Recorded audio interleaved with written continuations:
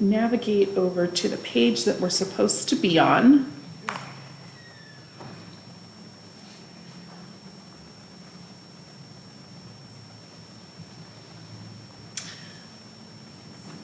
Madam Clerk, I had the same issue yesterday. My case lines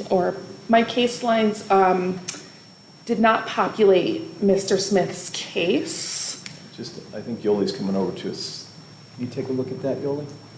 I had the same issue yesterday. It seems to be almost two separate. Type in Smith. Right. Okay. Here we go. Okay, thank you. Is it up, down? It is. Okay. I just want to be able to toggle over to exhibit number 6. Madam Clerk, if we could just display exhibit number 6. We'll give you X control. out.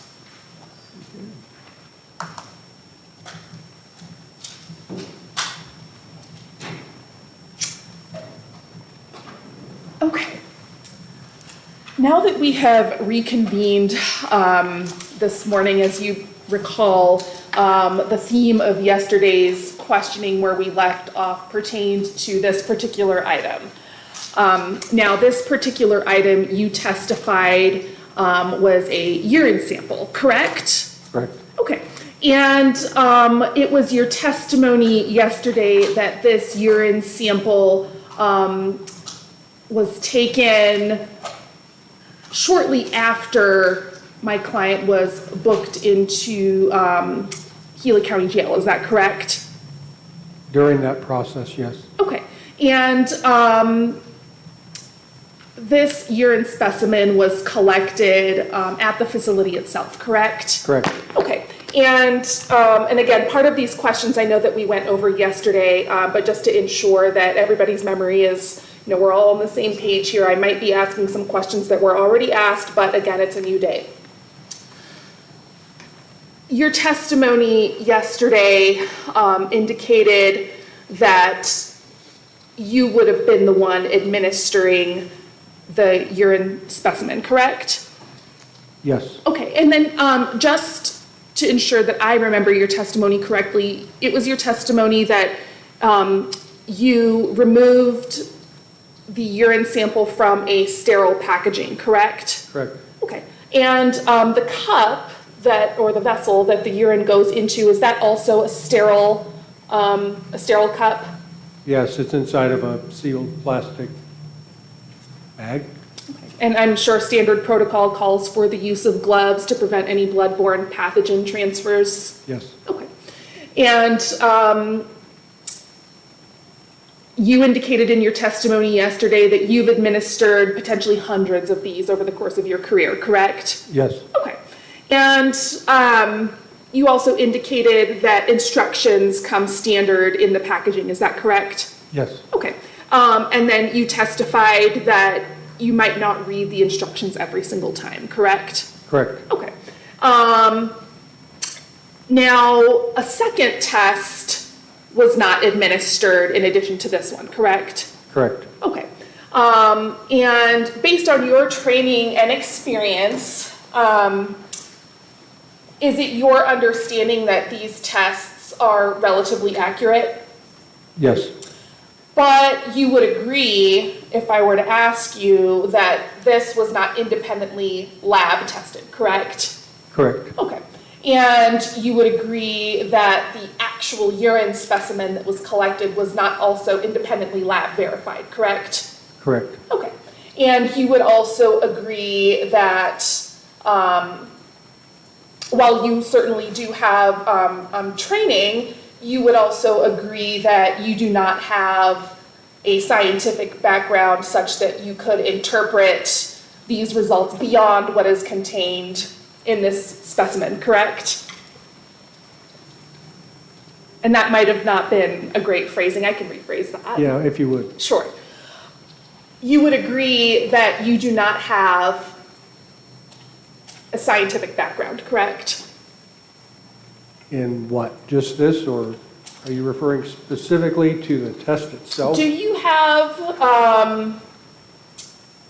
a degree from a university in science? No. Okay. Do you have any specialized training, like as a laboratory technician or a lab scientist? No. Okay. So my question is, beyond what you can immediately see, you would not have any way of independently interpreting anything beyond what is immediately present, correct? Correct. The test Okay, is okay. the test. And I promise, I mean no offense to you, I just want to establish the record. And so we cannot, with a high degree of certainty, determine whether this test establishes, well, let me ask this, strike that question. These tests, how far back are they able to detect based on your training and experience? There's not a timeline. It's how fast the body processes and eliminates the drug. So so based on your training and experience, you have been trained to understand that everybody's metabolic process is different, correct? Correct. And those things can depend on height, weight, things like that. Yes. Potentially, maybe their hydration levels, potentially maybe if they ate recently or not. Depending on the drug in question, whether Sure. it's alcohol or whatever. Okay. And that's based on your training and experience and, of course, your direct field experience, too. You've come to understand that, correct? Yes. Okay. Now, fair, though, and I think that you just sort of alluded to this, is that this ready test, this is not a comprehensive scientific panel, is it? I don't know. I'm sure it was made by a scientist. Well, but that wasn't the question. This is just a quick urine dip, isn't it? It shows the presence. It doesn't give quantity. Right. Okay, it shows the presence, but the question is, you would agree that this is not a scientific, this is not a comprehensive lab test. In other words, it's not sent to a lab for like microanalysis, right? Correct. Okay, all right, that's what I'm trying to establish.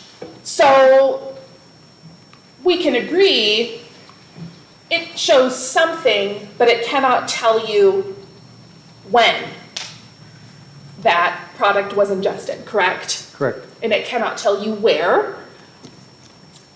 And it cannot tell you the levels, correct? Correct. Okay, so my question, and then also you testified yesterday that a driving under the influence investigation was also not conducted, even pursuant to these test results, correct? Correct. Okay, and, but you could have, couldn't you? Yes. Okay.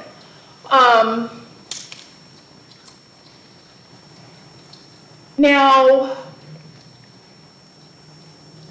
you would agree that this specific specimen, and while I understand it contains some writing at the top, is it your contention that is your handwriting? Yes. Okay. But you would agree that there is no other independent documentation that we have that would corroborate your findings as a result of this urine specimen, correct? In other words, is this the only documentation that you have or that you can remember as a result of this urine test? Yes. Okay. So there was no other, like a sheet that had the extra information that would be used in connection with this, correct? What extra information? So for example, a more formal documentation, right? Person's name, location, date, time, some other document that maybe might look more official. That doesn't exist, correct? Correct. Okay, all right. Thank you, thank you. I have no further questions. Mr. Alcorn, I allowed recross. Would you like any redirect? Extremely briefly. Okay, and then. I promise. Okay, that's fine. You may proceed. Mr. Kurzakowski, is your police report formal documentation of everything you do in your investigation? Yes, You documented this urine test in your police report, is that correct?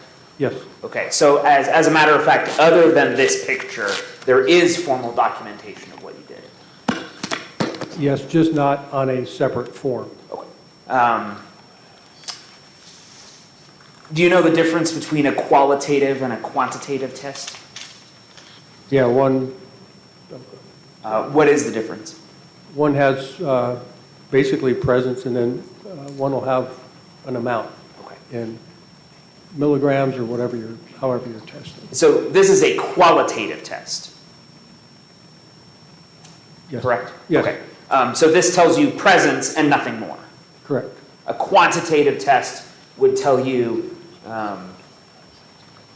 more specifically about amounts, et cetera. Yeah, I think they're in NGLs, or depending on who's testing at which lab. Okay. And so if, for example, you had drawn a blood sample from Mr. Smith, you would expect a quantitative result. Correct. And that quantitative result couldn't tell you, couldn't tell you when any substance, if there is any, was consumed. Correct. Okay, so neither a qualitative nor a quantitative, like a lab test, neither of those tests could tell you when something was ingested. Correct. I'm just gonna, just for the record, lay an objection to that line of questioning. I think that that's creeping into the territory of an improper lay opinion. I'm overruling the objection. This testimony will stand. And you're able to testify to this based on your training and experience, correct? Yes. That's 25 years of police work. Yes. How many samples have you sent to the lab? Of anything, really? Blood, drugs, whatever. It's hard to even put a number on that. It's a lot. And when you do send stuff to the lab, do you receive those results? Yes. And you know what they look like? Yes. And you've gone over them? Yes.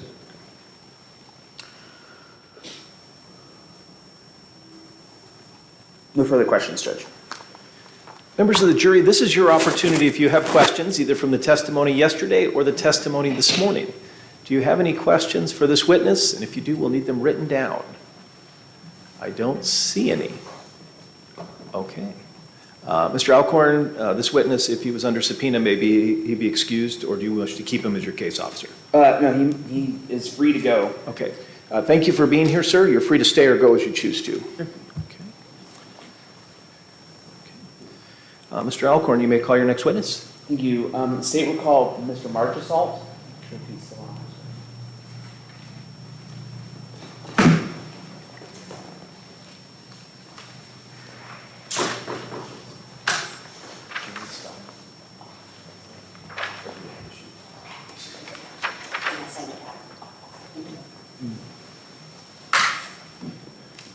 Sir, if you could make your way up towards the witness stand, right before you have a seat, I'll have you sworn in.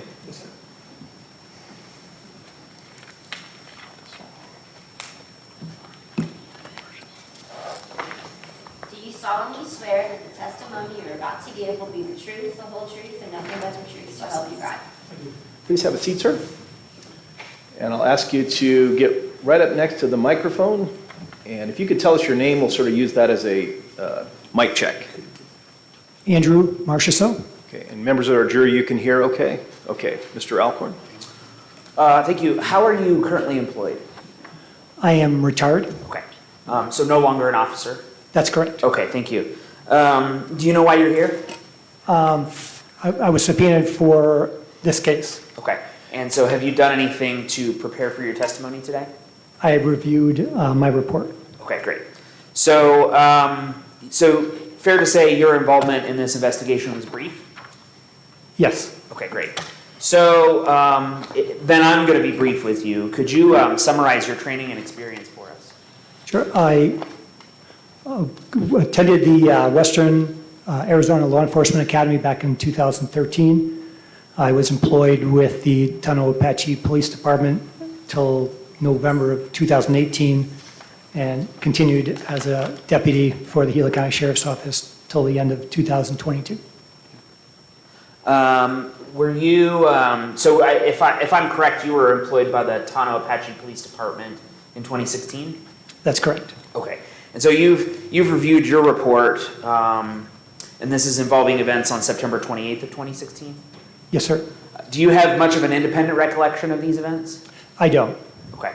And fair to say that your report is pretty brief? Yes, sir. Okay. As you recall, and in reviewing your report, what was your role in this investigation? My role was to replace some existing officers that were on scene assisting, that were ready to go off shift and conduct scene safety. Okay. And so as, I'll put it this way, as a scene safety officer, what's your responsibility? So just keep an eye on the scene to let the officer that's conducting their investigation just make sure no one enters a scene, and make sure he's safe and the other officers are safe. Okay. Is it your role to gather facts? No. Is it your role to speak with the defendant? No, sir. Sometimes you might transport? Sometimes, yes, sir. Okay. But you don't really take an active role in sort of figuring out anything that happened? No, sir. Okay. Do you recall assisting in a search in this matter? I don't recall assisting the search other than that I put in my report that I did assist. Okay. And so you don't have, again, like an independent recollection of this investigation? No, sir. Did you review any portion of Mr. Kurzakowski's report as a part of your preparation? I did. Okay. And in Mr. Kurzakowski's accounting of your involvement, there's some indication, and there's been some testimony that you located items or an item as a part of the search. Do you have any recollection of that? Only as it was discussed in his report. Okay, so independent of what Mr. Kurzakowski wrote down, you have no recollection? No, sir. Okay. No further questions, Judge. Okay. Ms. Ormond, any questions for this witness? Very, very briefly, thank you. And so just to clarify, you were not the primary searcher, sir. It was Deputy Kurzakowski? I believe so, yes, ma'am. Okay. And the only documentation that you provided was a brief narrative, correct? Yes, ma'am. Okay. Fair to say that it was maybe just a couple of sentences long? Yes, ma'am. Okay. Fair to say that you did not prepare an evidence log or any lab submissions? No, ma'am. Okay, all right. Thank you, I have no further questions. Mr. Alcorn, any redirect? Yes, just briefly. This is would you call this an agency assist report? Exactly, yes. Okay. What is an agency assist report? Excuse me? What is an agency assist report? Like what's the idea? So just document that we were out on scene assisting that particular agency. And if we did, do anything major, that we would document that. Okay. And if you're there as an agency assist, because at that time you weren't in the same agency as Mr. Ski, correct? That's correct. Would you have taken any evidence? No, sir. And would you have prepared any kind of lab submittals? No, sir. No further questions. Members of the jury, do you have any questions for this witness? I'm not seeing any. Okay.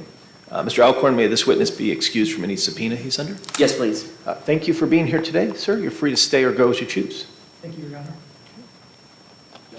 Oh, just a second. Do you have a question? I just want to ask a Okay, question. just a second. Will we have other opportunities to ask questions other than right now? Why don't you just have a seat? So on a given witness, you will not. So once I excuse a witness, that witness is done for for the case. So would you like a moment to consider?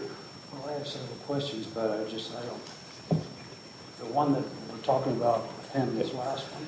Okay, why don't you, if you have any questions, why don't you write them down on that form, and you can give them to me, and I'll take a look at them before I let this witness go. I'm writing on that one. Okay, I'm sorry, you're writing right, we'll wait a few minutes while you're writing, okay? And Judge, I'll let the court know we're ahead of schedule. Okay, I anticipated a little more time, okay, so I mistakenly told the criminalist that she could return at 9:30. okay, So we have some time. okay, She is my next witness. thank you.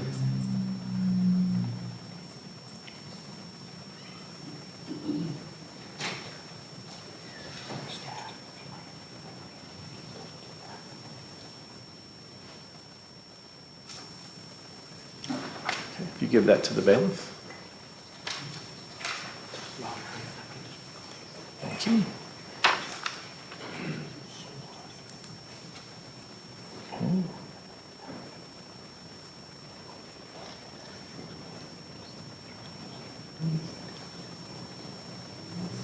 Counsel, can I see you at sidebar, please?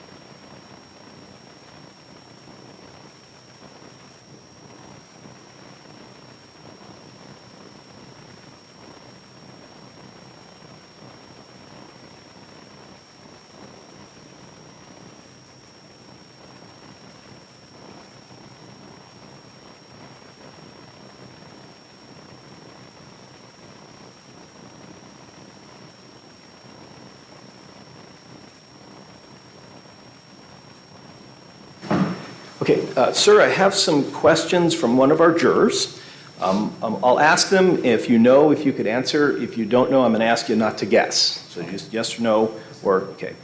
So first, do you know why the scientific exam report was not completed in this case until November 1st of 2017? I do not.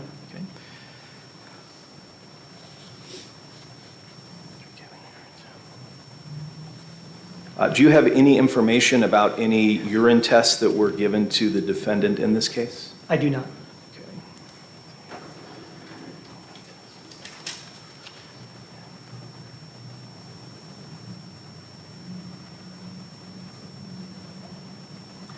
And do you know in any given test or any given case, what determines if or what tests are given to a defendant, either urine or blood? Do you need me to repeat that? Please. In any given test, it may be difficult because I can't get the question out. In any given case, do you know what determines which test or tests are used after an arrest, urine, blood, et cetera? I believe it's determined on the investigation up till that point. Okay, thank you. Members of the jury, do you have any additional questions for this witness? I don't see any. Mr. Alcorn, any follow-up to the juror questions? No, Your Honor. Ms. Ormond? No, Your Honor. Okay, thank you, sir. Now you're excused. Thank you, Your Honor. Okay.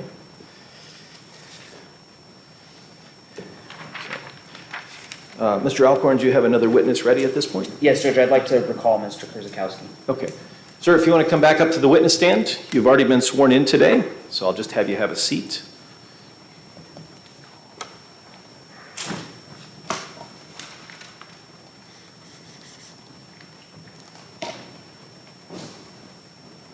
Mr. Alcorn? Thank you. Mr. Kurzakowski, obviously you heard Mr. Marchesalt's testimony. Yes.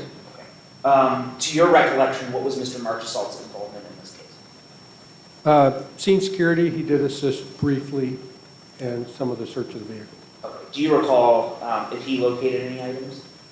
He located a pipe. Okay. Was it usable, broken? What was the nature of it? If I recall correctly, it was broken. It was in the rear seat pocket of the passenger front seat. And that was something that you documented in your report? Yes. Turning to some of the questions that he was just asked, can you walk me through the process?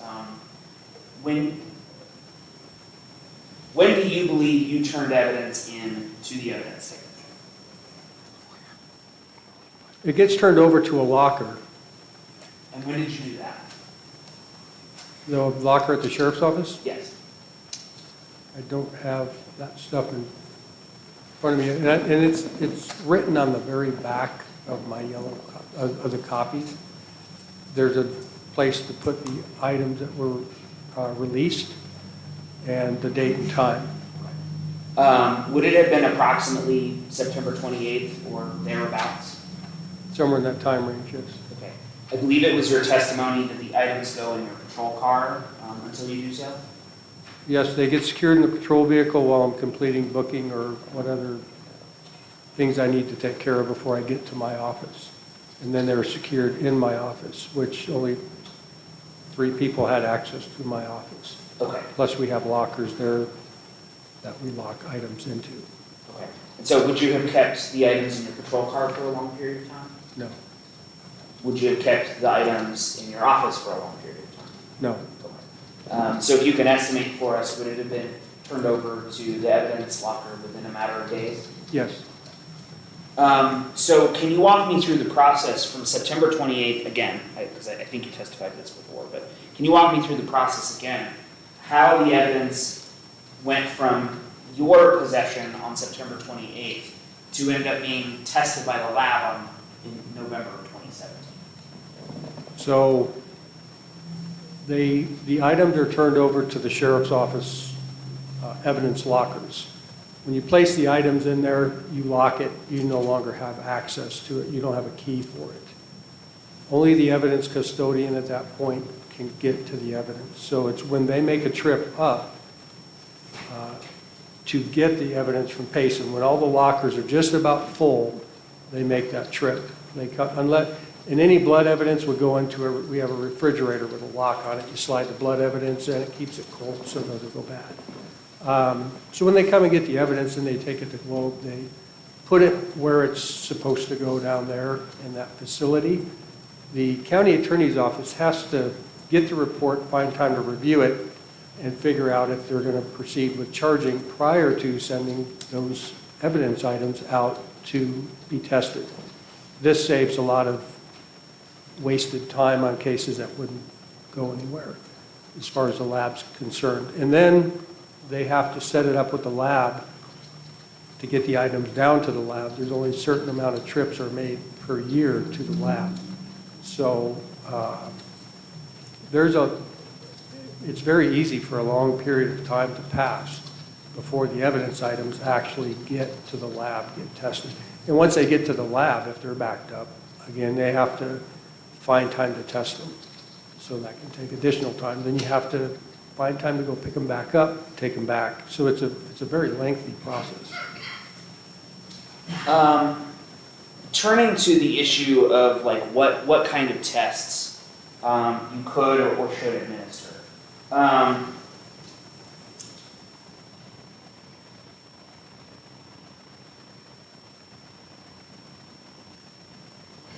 You testified about the urine sample that you collected from Mr. Smith. Correct.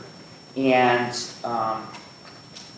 can you remind me what the results of that test were? The positives were THC, which is a derivative of marijuana, and then methamphetamine and BZO. What's BZO again? It's the prescription pills that were used for anxiety, etc. There's several different BZOs that benzodiazepines, I think they're called, if I remember correctly. So those are like, we discussed this yesterday, like Xanax and your antidepressants and anti-anxiety Correct. medications. Yes. Now, at that point, I believe your testimony was you could have conducted a DUI investigation. Yes. Okay. So now, if you wanted to collect a sample from the defendant for DUI purposes, what kind of sample would you have had to have collected at that point? Blood. Okay. So walk me through the process when you're conducting a DUI investigation. Walk me through the process of how you do that. Like what comes first? Indicators. Okay. What do you mean by that? So everyone has certain physical things that happen in the human body. Our pupils are a certain dilation under certain light conditions. They react in a certain way when it gets light out or when it's dark. Of course, they open to allow more light in so you can see better. When light hits them, they should shrink down quickly. When you start to affect the central nervous system, those processes change. And say a lot of narcotic drugs will keep your pupils dilated. They will not constrict, or it's the other way around actually. They pinpoint, and then some of your stimulants will bring the pupils into full dilation, and they won't have good reaction to light. There's a lot of different things that happen depending on the drug, the person that's taking it, how long the effects will be compared to how often they use it. There's just a lot of factors, but there's very scientific things with pupils, blood pressure, nodding off, stumbling, not being able to walk a straight line. If you've been consuming a lot of alcohol, you're going to have slurred speech possibly, things along those lines. So there's all kinds of different indicators depending on what you're dealing with. Okay. And so suppose that you had decided that you wanted to draw Mr. Smith's blood. What do you require before you do that? I would read an admin per se form to him. Okay. What's that? It deals with the driver's license. There's two sides to a DUI. One is a civil side, the other is a criminal side. You have ARS violations, which are the 1381 codes.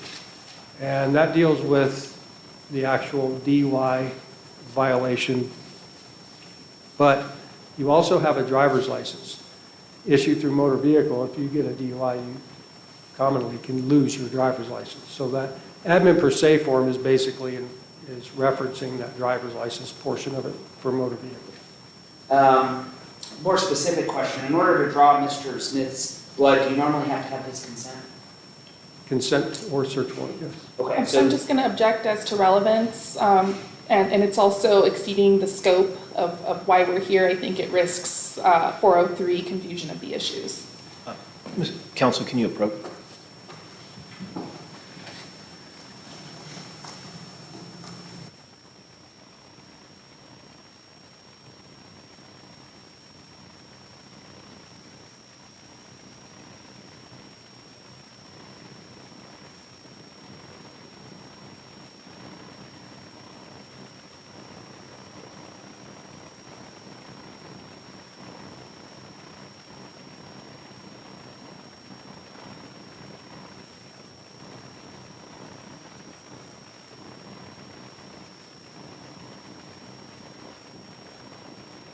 So I'm going to excuse you. I'm hopeful this is about a 5-minute break.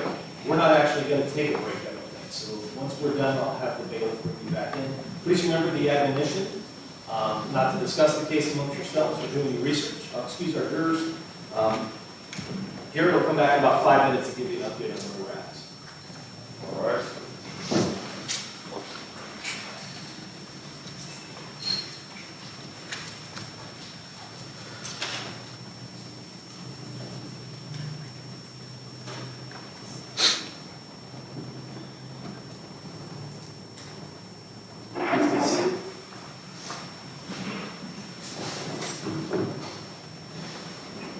I'll note the absence of jurors. Before we get to this specific objection, I just want to discuss, there was, the last witness, there was a juror who had 4 questions.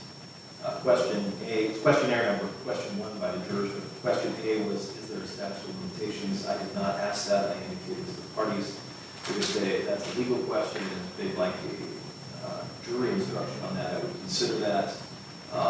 I asked question B, which was in reference to the exam report and why it took so long. Question C, I actually paraphrased because I think as counsel and I reviewed it, it was somewhat disjointed. So their witness had no information. And then question D, which is actually at the top of the page, and I did that, read that as it was really the best I could. Mr. Alcorn, any additional background on that? No, Your Honor. No, Your Honor. Now, current objection, Mr. Alcorn was asking about a potential DUI investigation, it's been a relevant objection. Mr. Alcorn, I'm inclined to sustain the objection. It doesn't, whether there was or wasn't a DUI investigation, doesn't appear to be relevant as to whether he did the quick test UA or the charges here. So, but I'll hear from you. Well, I mean, I think the problem is, Judge, that we're here now. We can't unring the bell. The jurors are asking about it. I know that's not necessarily the test for relevance, but the problem is that the testimony has been what it is, and the defense theory of the case is the length of time, the effect on memories, and the lack of investigation. This line of questioning is an explanation as to why Mr. Kurzakowski made the choices that he made in the investigation. The answer can't just be because I wanted to. There is a justification behind those answers. If the court is going to preclude me from asking this witness, these kinds of questions, I'd like Ms. Ormond to be precluded from arguing it at closing argument. I don't think we should hear, well, he didn't do a DUI investigation. If we're not going to ask about it, then we shouldn't be arguing it. And Ms. Ormond, there was some discussion about whether a DUI investigation was done or not. Right. I think, as I recollect, it was it done? No. And I think that was about the end of it at that point. If I sustain the objection, I'm also going to order that you're precluded from arguing in your closing, either directly or indirectly, that the officer should have done more in reference to potential DUI. Would you like to be heard on that? Yes, Your Honor. And that's fair, and I accept that. But I just want to be clear, and of course for purposes of the record, my objection is that we're here on the 2 counts. My question as to, was a DUI test conducted from my perspective, the state is intending to use the urine sample to bolster the element of intent. At least that's how I'm viewing it. And so, conducting a DUI test, I think, could have potentially shown immediate factors that could help establish intent, but because it wasn't, I'm just approaching it from that angle, like, well, it wasn't done. Sorry, Your Honor, it's still early, I haven't had enough coffee. So when you say a DUI test, are you thinking another FSTs or another bodily fluid test? What do you mean by DUI test? A variety of different tools that officers would have available to them to derive current intoxication, because I believe that if the state were able to prove that he was under the influence, then that would go to the element of intent. But because it stopped immediately after this urine sample and it was just a yes or a no, we can't lean on it so heavily. And so therefore, continuing the line of questioning is into, what would you do for a DUI test? It's not necessary because it never went there. So for me, I think that the line of questioning and why I objected is because our scope is here, and because the investigation stopped, continuing with the line of questioning is now expanding it, and now we're out here. So we just need to narrow it back in. I don't know if that makes And sense. counsel, as I recall, Mr. Krusakowski during his first stand indicated he did not observe any signs of impairment. And so that's, either of you are free to argue that or that. I'm going to sustain the objection. I'm going to preclude Mr. Alcorn from going further down that road. I am going to, additionally though, Ms. Ormond, you're free to ask or argue he should have done a second test to determine the presence or not, but not in the context of, in other words, he could have gotten a blood test, he could have gotten a urine test for the purpose of intent, because he was free to do that. Mr. Alcorn, you're free to argue that there is a test that shows the substance in his body, and therefore that goes on to intent. Mr. Alcorn, you're free to ask him why he did not get a second urine test for the lab or a blood test for the lab. And that's what these questions are going to. But not, I don't want to go into the entirety of a DUI investigation. That's what I'm personally. Well, and I don't intend to, Judge, but I guess my question is, when I ask him that question, there's going to be an objection because we didn't lay the foundation for that. Well, And these questions lead up to that question. Mr. Armand, if Mr. Alcorn asks, is there a reason why you did not get a second urine test or a second blood test? Is there going to be an objection? No, there wouldn't be an objection on that basis. And I think I understand and I appreciate him clarifying that, because frankly, I would probably do the same thing for fear of, not laying enough foundation. But I think there is sufficient information that has come out during testimony such that that's probably not necessary until, yeah. And I'll let you know, Mr. Armand, if there was an objection, I'm going to overrule it, because there has been a quick test, and I think it's fair game for you to ask, was there any additional testing? And I think it's fair game for Mr. Alcorn to say, why did you just do just the quick test? Thank you. Yeah. So we're Okay. ready for our jurors.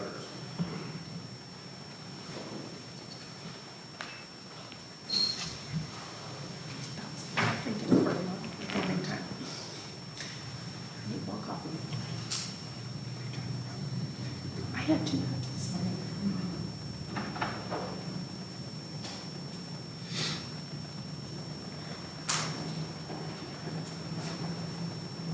Your Honor.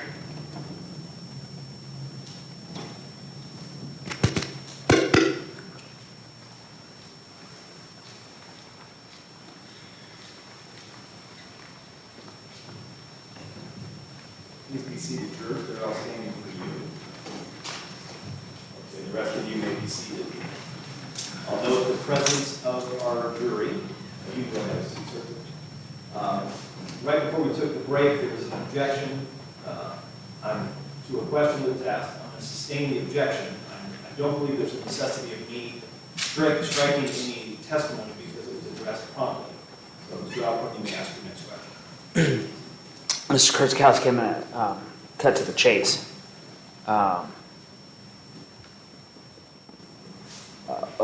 Why, after administering the urine test, was there a reason why you didn't pursue any further testing of any sort, any collection of any other samples?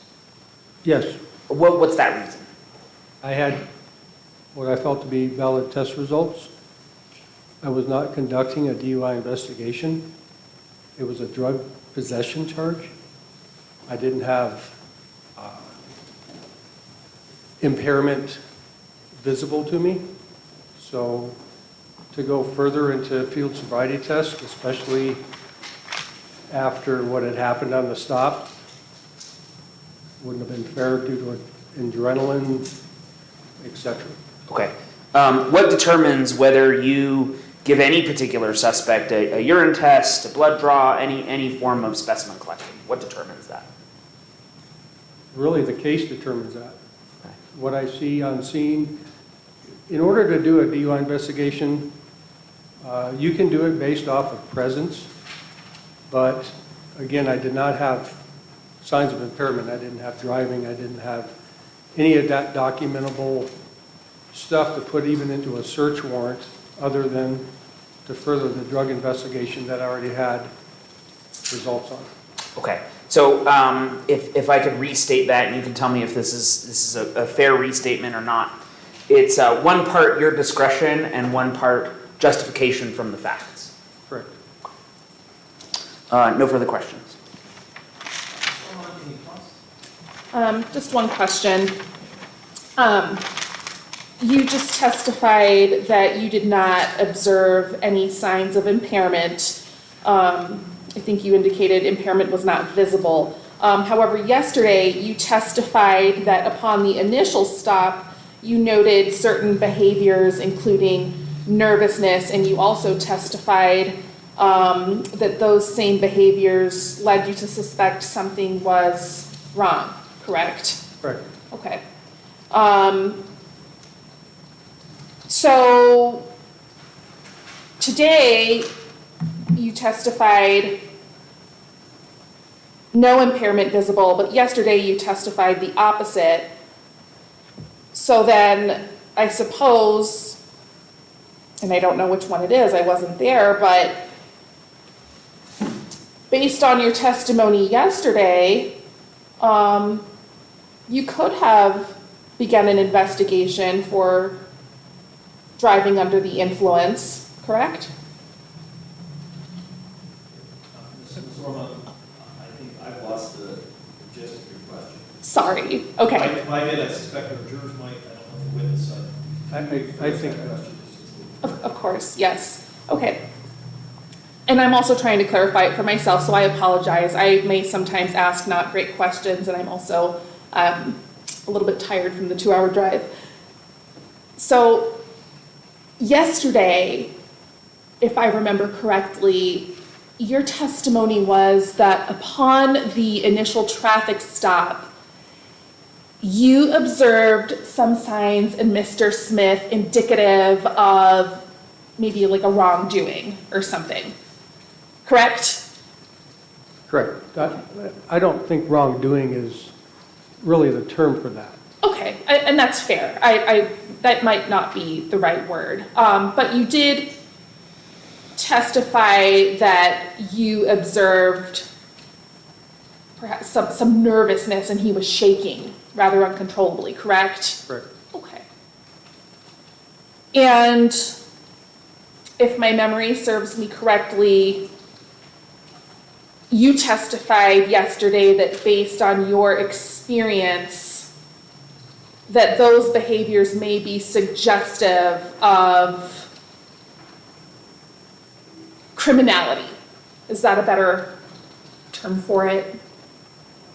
Well, criminal activity and impairment are two different things. I want to keep them separated. So nervousness like that, when it does not subside, is definitely an indicator that something's wrong. Okay. Okay? It doesn't mean that person's driving under the influence or anything else. It means, why is this person acting this way? it doesn't fit the standard. The standard traffic stop, like I had explained, when they're getting a warning and nothing's wrong, they drop their nervousness. You just tell them it's going to be a short traffic stop. We'll get you down the road here pretty quick.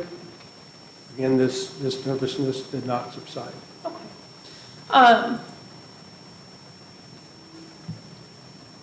However, the nervousness coupled with a positive test result still did not end up in an investigation for impairment, correct? Correct. So there would be no way to tell whether Mr. Smith was actively impaired on September 28th, 2016, correct? Correct. Okay, no further questions. Briefly, it was your judgment on September 28th, 2016 that Mr. Smith was not impaired, correct? Correct. I think you testified to this, but I kind of want to just make this clear. Is the nervousness or the shaking that you observed, is that, in your opinion, a symptom of impairment? Not commonly.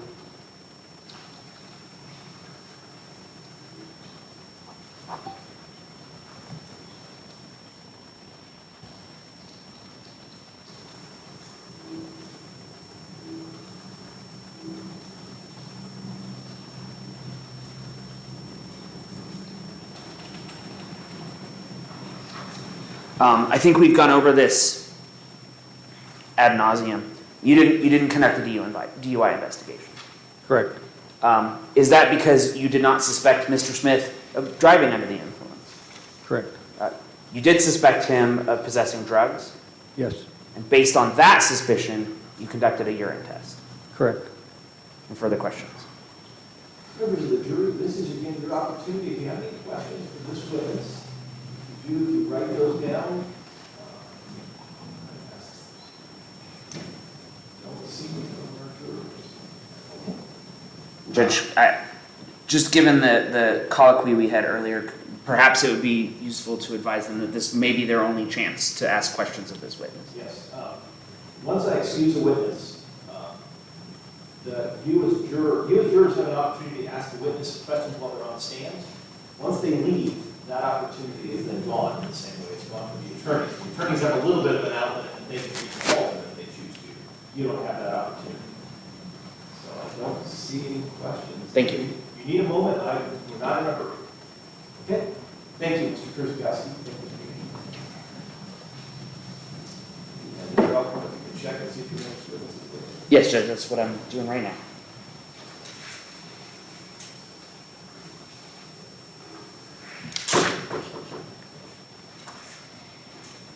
Yes, Judge, my next witness is available. If you want to have him or her, State would call Miss Erica Canonico.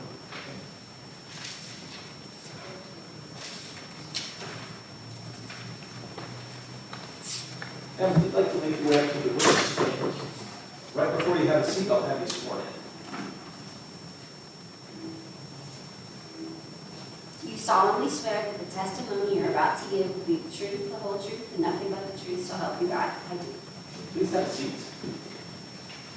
I'll give you a moment to get comfortable there, and you can adjust the microphone. If you can tell us your name sort of as a mic check. Erica Canonica? Thank you. If you need it. Thank you.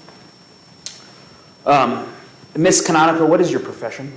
I am a forensic scientist supervisor with the City of Scottsdale Crime Lab. Have you always been with the City of Scottsdale? No? Okay, can you tell me about your employment history? Yes. So I started out in the semiconductor industry. I worked for Motorola and Intel as an analytical chemist using similar instrumentation as I do now. Then I started in forensics in 2013 with the Arizona Department of Public Safety, where I worked in the Controlled Substances Lab for about 6 years. And then in 2019, I went to the City of Scottsdale Police Department Crime Lab, where I currently still work in controlled substances or drugs and blood alcohol. What is your education or qualifications to do all that? I have a bachelor's in biology from Loyola Marymount University and a master's in chemistry from Arizona State University. Okay. And as a part of your employment, do you go through any kind of ongoing education, training, or experience? Yes, I do. I had a full training program, about 8 months with Department of Public Safety. I also am always reading journal articles on controlled substances. Our City of Scottsdale lab has published several papers in the Journal of Forensic Science related to our analysis as well. Okay. Were you employed by the Arizona Department of Public Safety back in 2017? Yes, I was. Okay.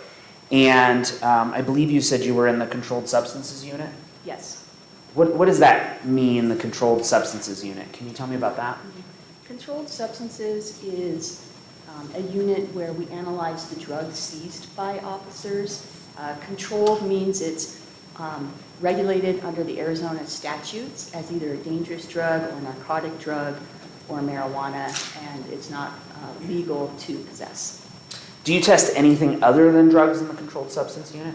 No, I don't. Okay. Who tests fingerprints? The latent print or the fingerprint unit, Okay. And who would test like a blood specimen? probably toxicology, perhaps DNA. Okay. And so at that time, and I think probably still, but I don't know if you could testify to that, at that time, the Department of Public Safety Crime Lab was sort of split up into these different kinds of focuses. Yes, it is. Okay. And so your job, your focus was specifically drug samples. Yes. Okay. So can you walk me through the process of how any particular drug sample might reach you? So normally I will receive a batch of cases, the request forms with DR numbers and items for me to analyze. Then I will go to the Property and Evidence Unit and request that evidence. I have to transfer it using my badge and a personal PIN number. I will then take it back to the lab where I lock it in my locker, for which only I have a key to. Okay. What happens next? Then when I'm ready to analyze the evidence, I will take out one case at a time and open it up, take notes, and analyze those items. Okay. Why, like, one case at a time seems kind of slow. Why would you do it that way? It's to make sure there's no interference with other cases. I keep the items for one case specifically. Don't mix anything up, don't cross-contaminate. So I repackage everything, put it away before I start the next case. Okay. So walk me through the process. So like you receive a drug specimen, what do you actually do with it? It depends on the item, but initially I'll first take notes on it. So I will compare what the information on the request form to the information on the item itself, to the outer envelope. I will check for seals to make sure everything's sealed properly before I open it. And I will then proceed to analyze one item at a time. Okay. And do you test everything that you receive? So in Scottsdale, there's different policies, but I believe at DPS, we would normally do one narcotic drug, one dangerous drug. And if they had usable quantities, we wouldn't do residues. Okay. If you received more than that, would you test any of those items? So, I mean, I apologize. Let me rephrase the question, something a little bit more specific. Suppose you got a box and it has 3 samples of what appear to be a dangerous drug in it and 4 samples of what appear to be a narcotic drug in it. And then let's say there's like some associated paraphernalia, right? So like this is all the evidence, like let's say it's 10 items. Would you test all 10 of those items? No, I would not. Okay, why not? Because DPS had a huge backlog. We have hundreds of cases going on every week. And it's important we've decided to get one narcotic, one dangerous, and usable quantities. We can't do, 10 residues for each case. It wouldn't be worth the time. And was that true across all units? I'm only familiar for sure with controlled substances. Okay, thank you. So when you receive a sample, like how do you test it? What's the actual process? So I'm sorry, I'll just ask a ridiculous question. Do you like shoot it with a laser or what do you do with it? for drugs, so it depends on the form of the drug. In this case, I had plant material and crystalline material, so I will use different color tests, instrumental tests, depending on what items I have. Okay. And that's kind of like a preliminary step? Yes. Okay. And so what step comes after the preliminary step? So with each item, I will normally do preliminary tests. Those can be color tests, microscope tests. Then I will go to a confirmatory test, and these are using instrumentation. In the drug lab, we can use an FTIR or a GCMS to confirm the presence of that drug. Okay. And I believe in this particular investigation, GCMS was used? Yes? Okay. Is there an easy way to explain GCMS? What is that? Yes.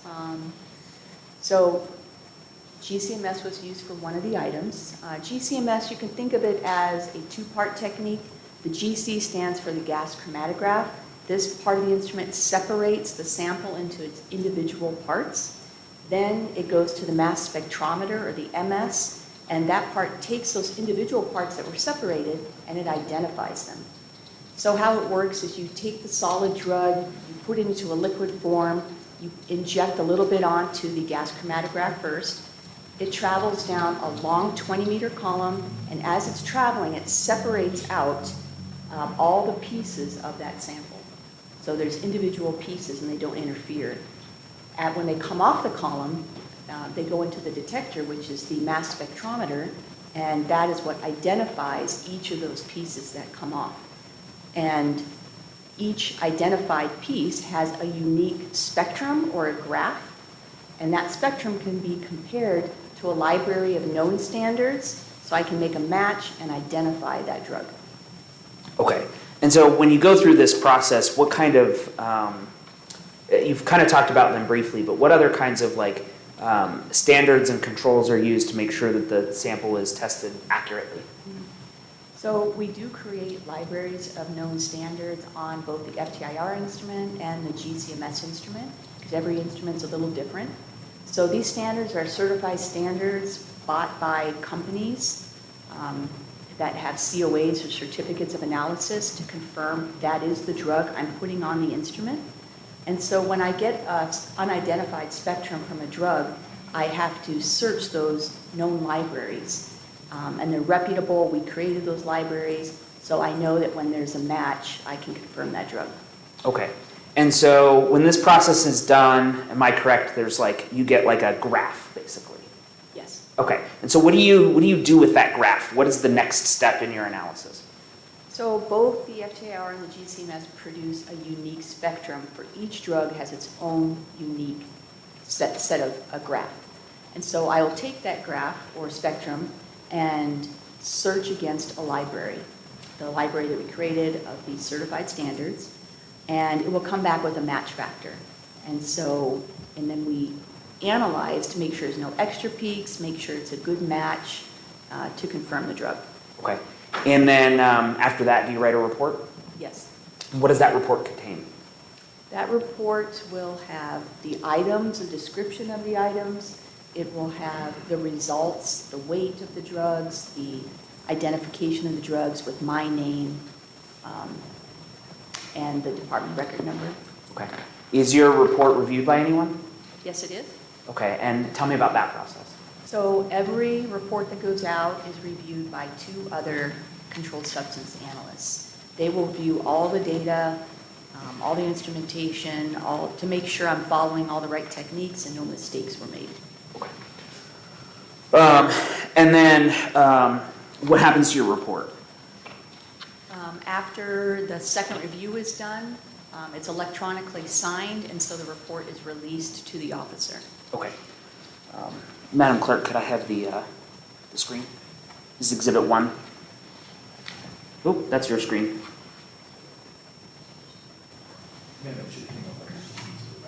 Thank you. Oh. Okay. Okay, thank you. That's dark. I don't.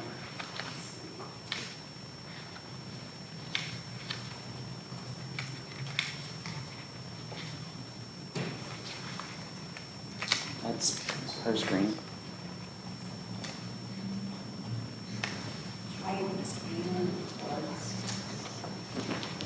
Oh, I see. Yes, this appears to be my problem. Problem exists between keyboard and chair. Do you recognize this? Yes, I do have the report on the tablet, too. Okay, Yes, is that, this is is, my examination report. this is your examination report? Yes. And it has, not here visible, but at the bottom it has your name? Yes, it does. Okay, and that, so there's, what's at the top? There's like a block of information contained on the top left. I'll ask you either, is it on the left screen there? No, it's just on the tablet. Look to the right, just so you make sure that the jury's. Would you like a pointer? Would that be helpful? Okay, sure then. Just over your left. Oh, okay. So what's that block of information at the top left? Yes. Yeah, this contains the agency that the items are from. This is the agency number, it's assigned by the US 5817 Department recommender. This is the officer name, the date, and the Subject's name. Okay, and I'm just gonna, I realized I could do this, and that would be much easier. And then people could actually see it. Maybe? No. No, I don't want notes. Okay. There we go.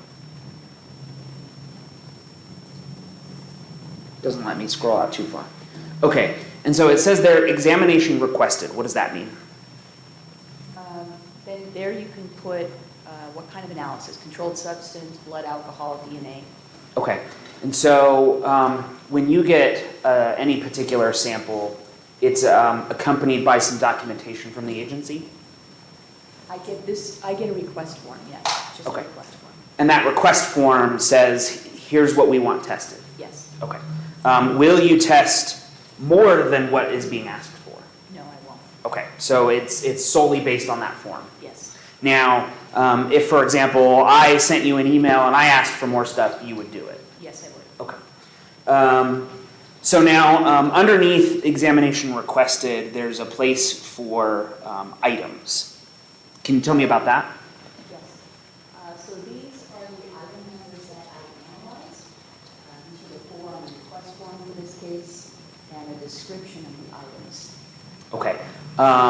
The item number, that comes from the agency?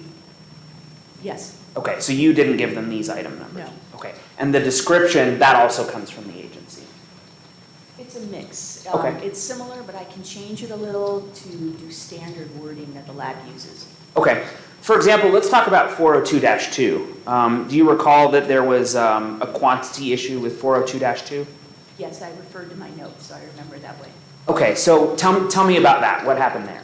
Yes, so the request form said there should be 20 white tablets submitted, but I only counted 19. And when there's any items missing, what we do is we have another forensic scientist come over and verify the tablet count or the missing item and sign and date it. Okay. What was the state of what is 402-2? Like, when you got it, what was it? Well, all I remember without looking is that it was the 19 white oval round tablets. Were they in any kind of container or? They probably were. I'd have to look at my notes to refresh my memory. Okay, I believe you can look on the tablet independently, and I want to say that's Exhibit 8, which has not been admitted, but I think you can look independently on your tablet. Okay. There. So if you can, may I, Judge? Yes. And when you confirm if it is 8, It's if you could. 9. Okay, Ms. Ormond, It's Exhibit 9. it won't be on the screen, but he's asking the witness to Oh. look at 9, so if you can. Follow along. Is Exhibit 9 your notes? Yes, it is. Okay, and so, do you have better notes of sort of what 402-2 is? Yes, I do have the packaging description on here. Okay, what was the packaging description? It was a sealed cardboard box which contained 10 taped, signed, and sealed Ziploc plastic bags, and they were marked with the item number. Okay, and so this particular Ziploc bag was marked 402-2? Yes, Okay, gotcha. And you said that it was sealed? yes. When you take notes like that, does that have any particular meaning? Yes, I use abbreviations. We have standard lists of approved abbreviations we can use in the lab. so that if an analysis was done 10 years ago, like in this case, the detailed notes will help us remember exactly how we obtained it. Okay, and so if your notes reflect that it was sealed, what does that mean? It means that the officer sealed it correctly. They usually will put evidence tape on it with their initials and date or badge number. Okay, and did it appear to be tampered with to you? No, it did not. Okay. So how, I don't want to spend too much time on this because it's not super relevant, but how did you identify those 19 white tablets? Like, how did you figure out what they were? So we have a visual identification tools we can use, like drugs.com. In this case, I used RxID. It's a DVD of known prescription drugs and controlled drugs that are given as prescriptions. So in this case, I was able to identify it through that system as penicillin, which is an antibiotic. Okay. It's a non-controlled drug. Thank you, and I realize I'm doing this out of order, so I'm going to go back to my order here. So 402-3 reads there, not a piece of plastic containing crystalline material. Is that what you received? Yes. Okay. And did you weigh that? Yes, I did. Can you tell me how you weighed that? Well, like what Yes. steps did you take? What I do is I take the crystalline material out of the plastic bag and put it on an analytical balance so I get just the weight of the drug itself. Okay, and when you say analytical balance, that's like a forensic weighing instrument? Yes. So it has checks for accuracy? Yeah, it's very precise. Mary measures out to several decimal places and it's calibrated each year to make sure it's accurate. Would you say that's better than like a kitchen scale? Yes, it is. Okay. And then with respect to 402-11 and 14, you analyzed those items as well? Yes, I did. And did you weigh them similarly? Yes. Okay. And how did you analyze those? Were those GCMS? So item 11 was plant material. So for plant material, I use a color test and a microscope test. Item 14 was a brown chunky material. So for that one, I also used a color test and then the GCMS. Okay. So now I'm going to scroll down and there's a section of your report called Results and Interpretations. Can you tell me about results and interpretations? What does that mean? Yeah, that's on the examination report. Yeah, I have it up on the It's on screen. there. Okay, so these are the results of my analysis of those 4 items. Would you like me to go through each one? Yes, please, if you wouldn't mind. So, the 19 white tablets, again, were found to be penicillin. 402-3 is the plastic bag containing crystalline material. This was found to be usable quantity of methamphetamine, it was 1.76 grams. 402-11 was plant material, and that was found to be marijuana, it was 3.40 grams. And then item 402-14, the brown chunky material was found to be cannabis, which is a narcotic drug, and the weight was 0.73 grams. Now, I'm noticing that after, on those last 3, there's like a funky symbol and some more numbers. Can you tell me about that? Yes, so each weight will have an uncertainty of measurement associated with it. So the identification of the drug is 100%, identified up with 100% certainty, the identification. But the weight of the drug has an uncertainty associated with it. So this uncertainty should be done for every scientific measurement. It shows the accuracy of that measurement. The uncertainty is associated with things such as the way users, different procedural differences they use in weighing. It takes into account the uncertainty associated with the balance as it's calibrated every year, environmental conditions. All of these things are added up together to create one uncertainty for our weight in the lab. And for the analytical balance, it was found to be a 0.04 grams. Okay. Now, before trial, I very briefly asked you some questions. I asked you a question. I think it's important for our purposes, and I just want to get this out. Are you familiar with urine samples at all? No, I'm not. Okay, so you have never done any forensic testing as with respect to urine samples? Correct, no. Would you be able to answer any questions about them? No, I can't. In your practice, both at the Arizona Department of Public Safety, I guess as well as Motorola and the city of Scottsdale, have you had the opportunity to become familiar with qualitative tests versus quantitative tests?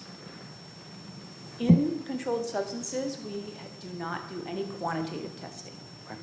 In blood alcohol, I do, Okay. and my prior jobs I had, but not in controlled substance. What is the difference between a qualitative substance or a test and a quantitative test? So a qualitative test for controlled substances is identifying the drug as methamphetamine or marijuana.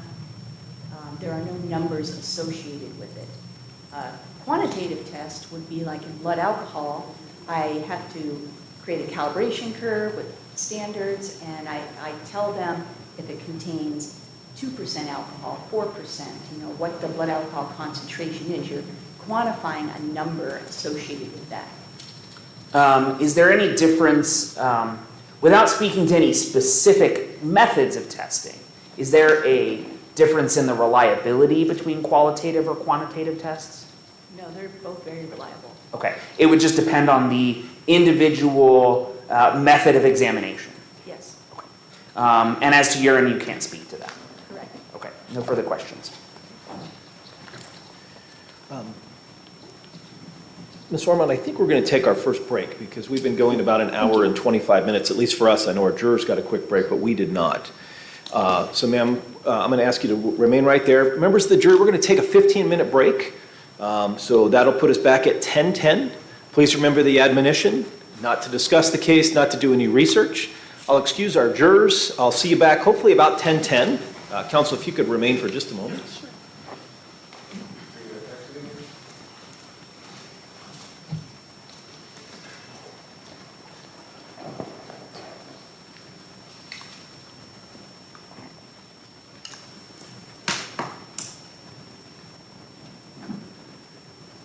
Okay, please be seated.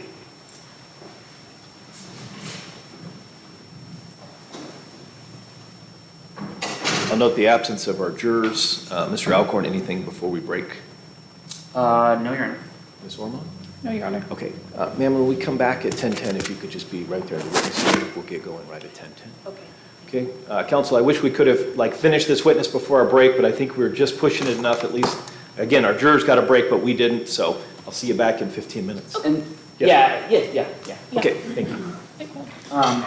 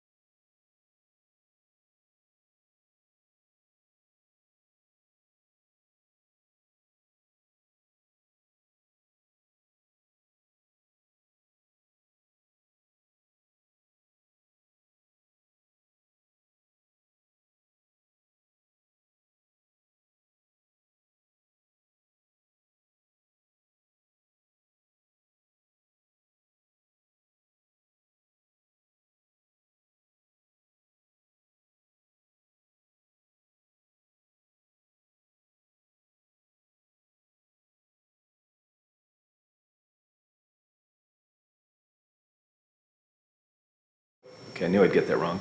We have Ms. Canonico on the witness stand. Mr. Alcorn, I think you had finished your direct, and so Ms. Ormond, do you have any cross? Thank you, Your Honor. Yes, I do.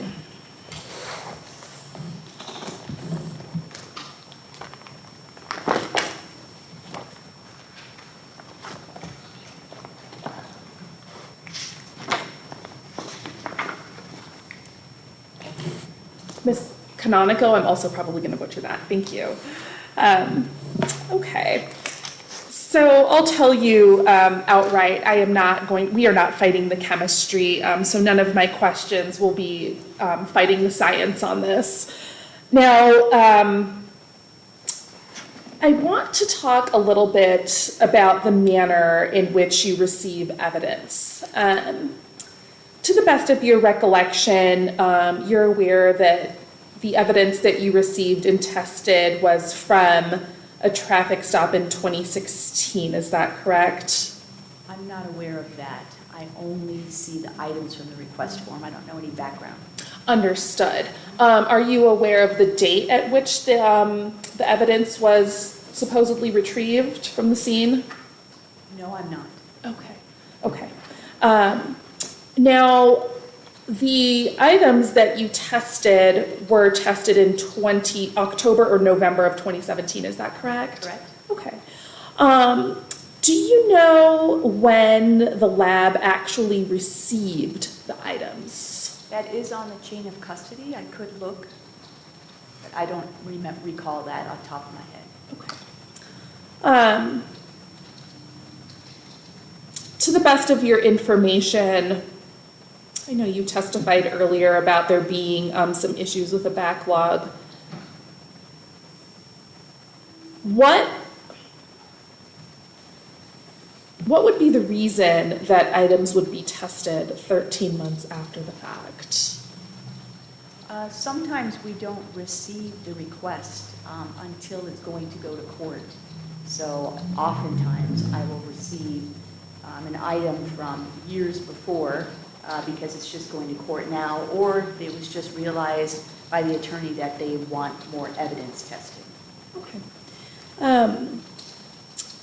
Are you aware of, I guess from your perspective, and if you don't know, that's okay.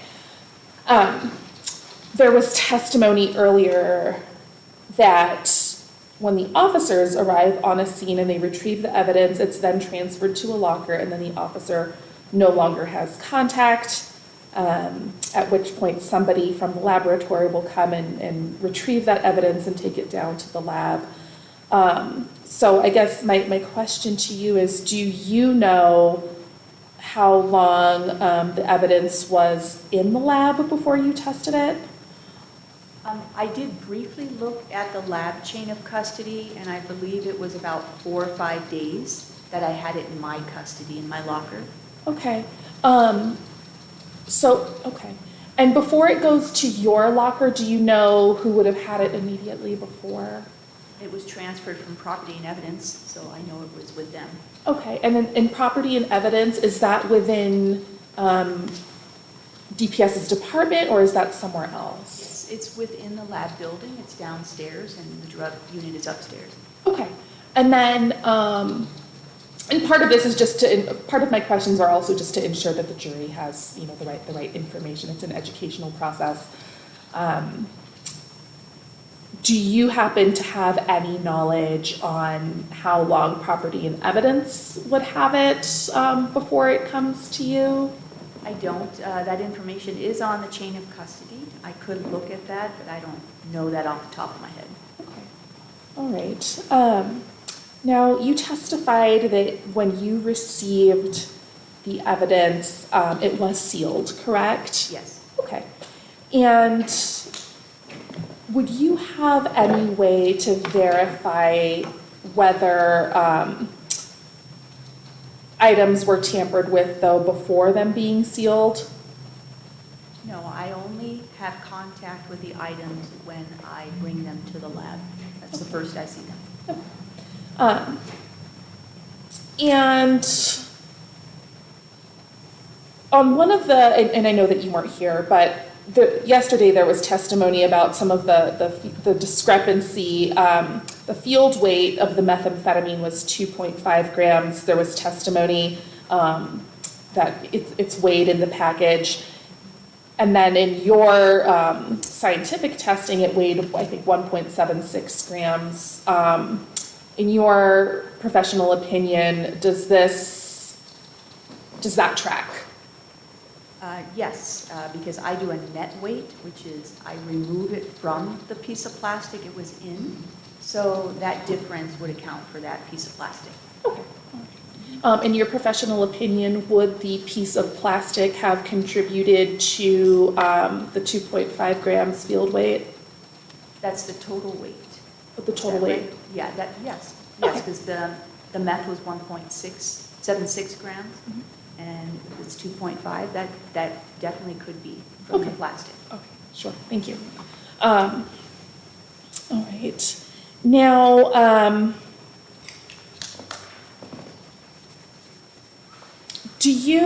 is it fair to say you rely on the submitting agency to preserve and deliver evidence intact? Yes. Okay. And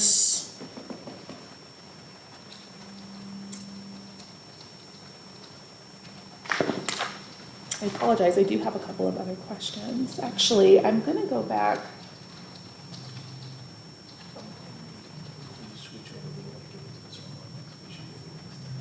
Oh yeah, don't switch it to my screen. Yeah, it's wrong on the yes, but don't. We can switch it Find to our out. side, but don't let her actually. She'll be next. Madam Clerk, may I, hold on, let me just find one of these.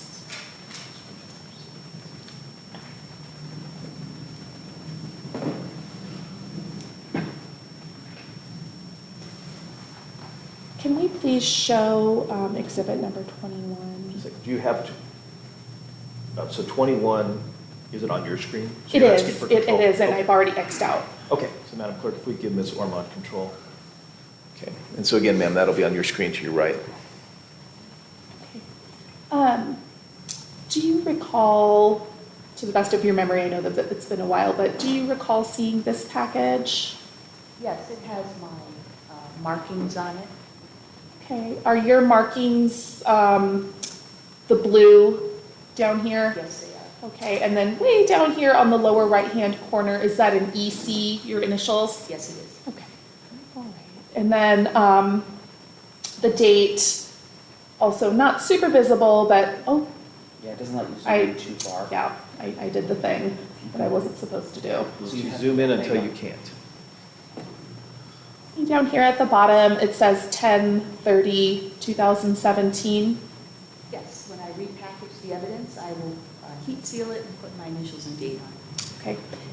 The number in blue, or the date in blue, just on top of that where it says, I think it's 10, I can't quite make it out, it might be a 2017. Is that also, was that also done by you? It's 10:30, yes, that's when I marked the bag, yes. Okay. So the marking of the bag, that does not necessarily indicate when it was tested?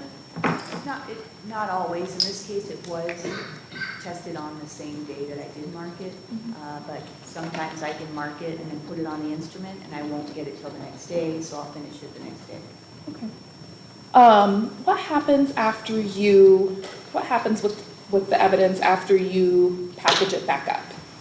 I will put all the items back in that outer envelope, reseal it, and I will transfer it using our software with my badge and PIN number, and bring it down to property and evidence and transfer it in the same way back to them. I see, okay. And then do you happen to know where it goes after it goes back to property and evidence? Most of the time, they'll put it, transfer it to a shelf in the warehouse. Unless it's going somewhere else for analysis, then they'll transfer it there. Okay, and then do you happen to know, I'm assuming the answer is yes, but I'm going to ask, do you happen to know whether once it reaches its final destination in a warehouse, does it remain sealed in some sort of a vessel? It remains sealed in that outer envelope or box, in this case it was a cardboard box, until it's needed further. Oh, okay, all Okay.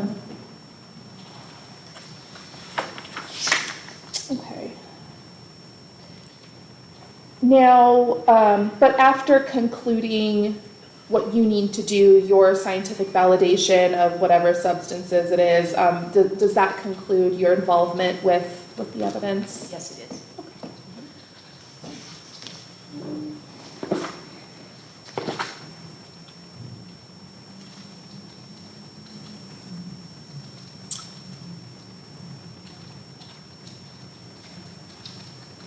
Okay, and then just to go back, and I'm sorry for asking you again, but I just need to make sure that it's clear. So you do not have any knowledge on where and how and when the original evidence was retrieved, like the actual traffic stop? No, I do not. Okay, all right, thank you. I have no further questions.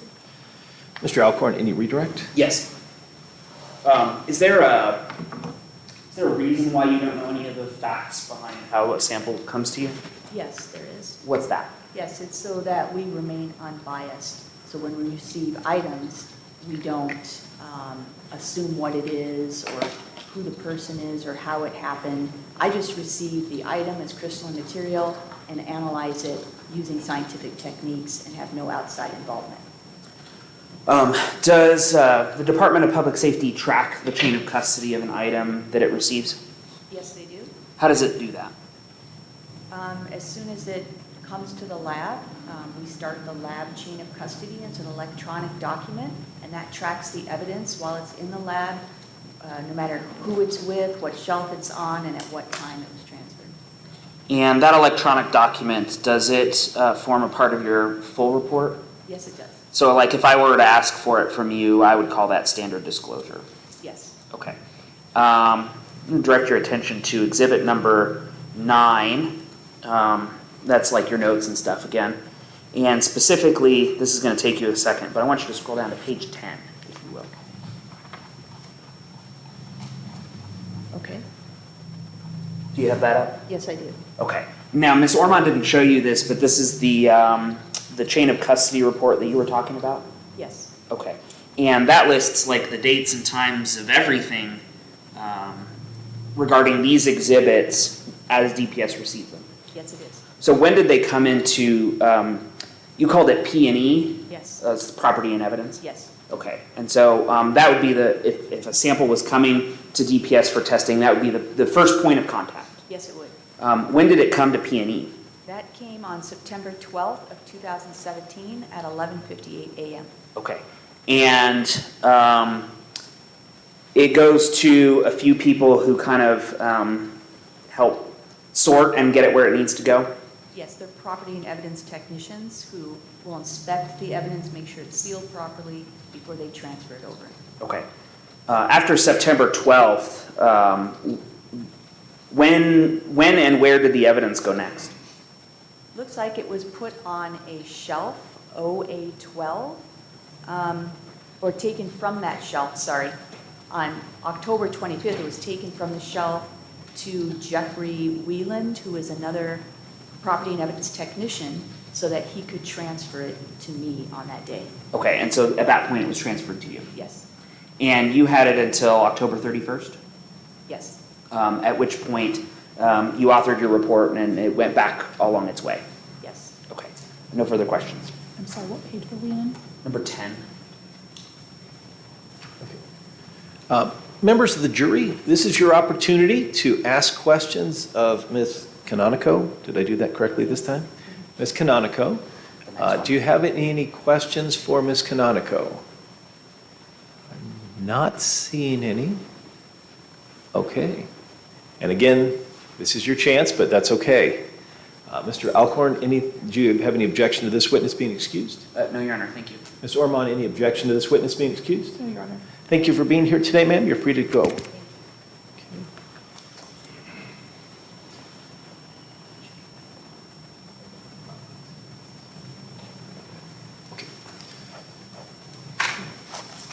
Mr. Alcorn, you may call your next witness. State rests, Judge. Okay. Members of the jury, you probably think all we do is take breaks, but we're going to take another break right now. I'll let you know the last break we actually did take a break. This break, you get a break, we're going to stay and keep working for a few minutes. I say a few minutes, it's actually probably, it's going to be a long break for you. I'm thinking we'll be ready for you about 11, okay? I'm not sure exactly, we may have you back earlier, but I'm going to guess that's, give you a realistic expectation. Okay, so again, please remember the admonition. Don't do any research on the case. You've heard the state's portion of the case, but you haven't heard any argument or any potential anything else, so please don't discuss the case amongst yourselves. Okay, I'll excuse our jurors, and then I'll send Garrett in or Yoli in by 11 to give you an update on where we stand.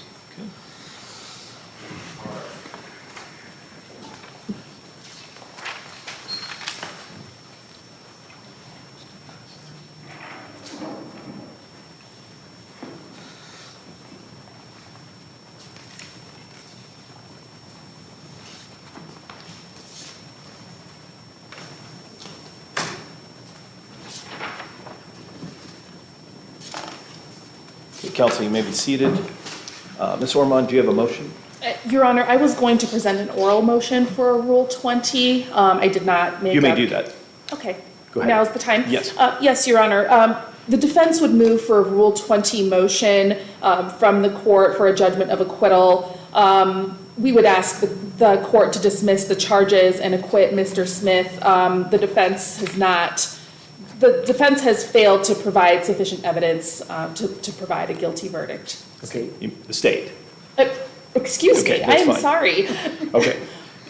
Ms. Ormond, the court's going to find that there is substantial evidence to move forward, and with the case, I'm going to deny your request for a judgment of acquittal at this point under Rule 20.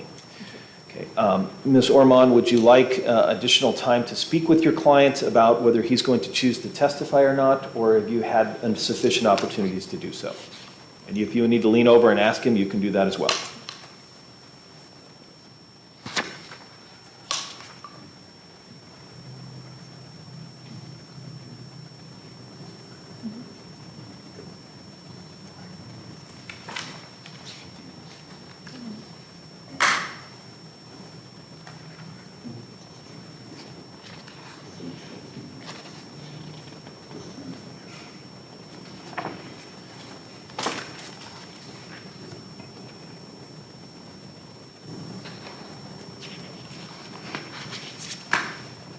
And Ms. Ormond, again, if you need 5 or 10 minutes to speak with him, we can get you a room. I don't want to rush you. If you think you can just do it like you are now, that's fine. I just want to make sure your client's clear. He has time to speak with you for this final decision. Thank you.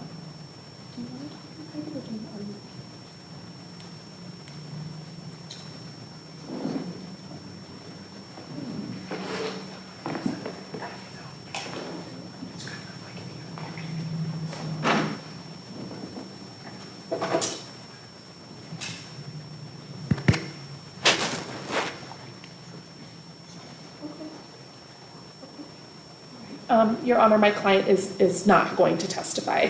Okay. Mr. Smith, I'm just going to ask you a couple of yes or no questions. Prior to today's hearing, it sounds like you've had a chance to discuss with Ms. Ormond your right to testify and your right not to testify. Is that correct? Correct. And I'm sure Ms. Ormond has advised you that if you testify, you'll be subject to cross-examination. As you've seen with other witnesses, if you choose not to testify, that I will give a jury instruction to the jury that they are not to take any adverse inference or hold that against you. You understand that? Yes. Okay. And with all the evidence you've had, and you've had time just now to have a final discussion with Ms. Ormond, you've chosen to invoke your right to remain silent. Is that correct, sir? Correct. Okay, thank you. I just do that, sir, just to make sure that everyone has the same information, so thank you. Okay, counsel, I believe, actually, did I get you draft finals? Mm-hmm. Yes. Okay, so I'd like to go over those now. Ms. Ormond, I'll clarify, you don't have any additional evidence that you're going to present. No, Your Honor. Okay, and Ms. Ormond, my standard procedure is when the jury comes out, I will ask you if you have any additional evidence to present. I think it was Mr. Bernays that always challenged me, Judge, if I've asked a cross-examination question, I've presented evidence. So I will ask you that, and you can say no, and I'll let you rest in front of the jury formally, and then we'll go to closing, or to instructions. But Okay, so let's go over the draft instructions. Judge, may I interrupt you? Yes. Because it will have brevity. Okay. I have no problems with any of these instructions. I would like to add one. So if you would like to ask Ms. Ormond, then I'm good with that. Ms. Ormond, let's just do this. Ms. Ormond, I don't think you've been in front of me before, so Mr. Alcorn has the advantage of seeing my standard instructions. Okay. Ms. Ormond, pages 2 through 5 are the standard instruction that they reference at the top. Do you have any objection to those? No. Okay. Ms. Ormond, on page 6, which is standard 5, I have modified the second paragraph of that. It's slightly different. I don't think the standard instruction has quite is as clear that it's only if they find the defendant guilty that I get to punishment. So that I think it's just clearer. So do you have any objection to 6? No. 7, do you have any objection to 7? Page 7, standard 8? Correct. No objection. Okay. Counsel, on page 8, Mr. Alcorn, I think you're on the subcommittee that was working on a Raji. There is not a Raji yet, is that correct? That's correct, Judge. Okay. And we can talk about it later, but yeah, there's no Raji. So this is the instruction I give to let them know why they're only seeing pictures. I plan on removing the parentheses around photographs, so it's plural, because there are multiple photographs. Ms. Ormond, do you have any objection to this instruction? No. Okay. Ms. Ormond, I'll clarify, standard 9, you'd like to have the entirety of that given, is that correct? Yes, please. Okay. Standard 10, 11, and 14, Ms. Ormond, do you have any objection to those? No objection to standard 10. Okay. No objection to standard 11. And did Your Honor say standard 14? Yes. No objection. Okay. Standard 15, it says standard 15, the bullet points are not in the standard instruction. I have added in the bullet points so it makes it easier for me to read, and I think sometimes lawyers like to argue a specific bullet point. Other than that, I believe it is word for word. Ms. Ormond, any objection? No objection. Okay. Ms. Ormond, any objections to 16 or 17? No objection to 16. No objection to 17. Okay. Ms. Ormond, 18 is about your client not testifying. I need to know if you'd like me to give some, all, or none of this. There's a parentheses on the last sentence, but I just need, if you want to review that, let me know how much of that you want. If Your Honor could read all of it. Okay, so I will just remove the brackets and leave the rest of it in. Okay. Okay. Okay. I'm going to remove standard 18B, which is page 17, as the defendant is exercising his rights. Ms. Ormond, any objection to 19 that addresses the defendant's statements at the scene? No objection. Standard 30, any issue with that, Ms. Ormond? No issue. Okay. On any issue with possession of a dangerous drug, page 20? No, Your Honor. Okay. On page 21, counsel, under the definition of paraphernalia there and 2 pages later, is there any issue if I shorten the definition just to say drug paraphernalia to inhale or otherwise introduce meth into the body? I think, Mr. Alcorn, you've introduced. Is it your theory, is it the pipe, the baggie, or both? Judge, my theory is both. Okay. I think in light of State v. Souza, the state need not specify the paraphernalia items so long as the jury can find unanimously that there are paraphernalia items. I think that's what the case law. So are you asking that I just leave it as is with the extensive list? I am. Okay. Ms. Ormond? And we have no objection. Okay, and that mirrors the prelims I gave. Yeah. Ms. Ormond, any objection then to the rest of the definitions? And I would not do anything different with paraphernalia, just leave as is. Your Honor, I've reviewed these and no objection. Okay. Okay, and then Ms. Ormond, I will give pages 1 through 23 and then allow you and Mr. Alcorn to do your closings, and then pages 24 and 25 I'll hold to the end. Okay. So, okay, Mr. Alcorn, you indicated you were asking for an additional instruction? Yes, Judge, I'd like the court to instruct the jury on the statute of limitations. Okay, Oh, and yeah. Ms. Ormond, let's talk about first in concept, and then we'll talk about where and what it would look like. Do you have any objection to the court instructing the jury that a felony, well, I would think I would put a charge of this type may be brought by the state within 7 years? That's fine. Okay, Mr. Alcorn, do you have a suggestion on where that would go?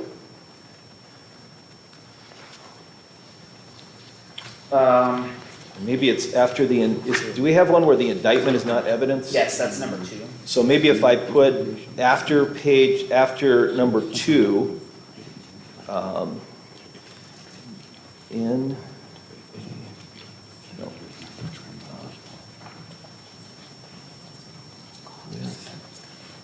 with charges such as these. State has 7 years to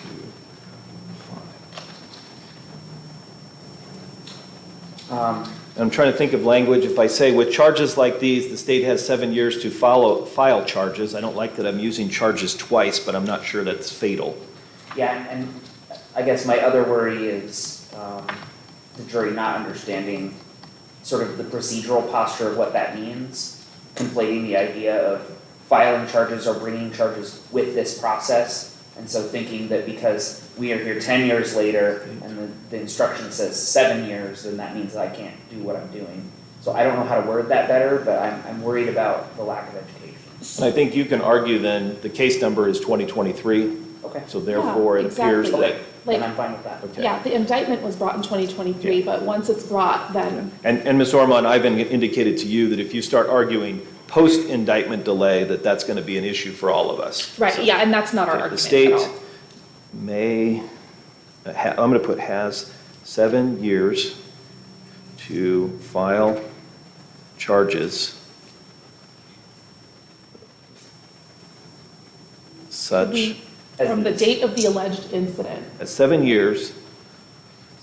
I'll quibble about that, but. Yeah. Well, I'm going to say 7 years to file charges such as the charges in this case. This. Technically, it's date of discovery by the state. Well, Usually that's yes, the same day. yes. Yeah, in this case, it's probably the same. In all cases, it's not. So I think the legally correct statement is the state has 7 years to file charges such as the charges in this case. Right, okay, Okay, that's fine. I'm going to add that in. Okay.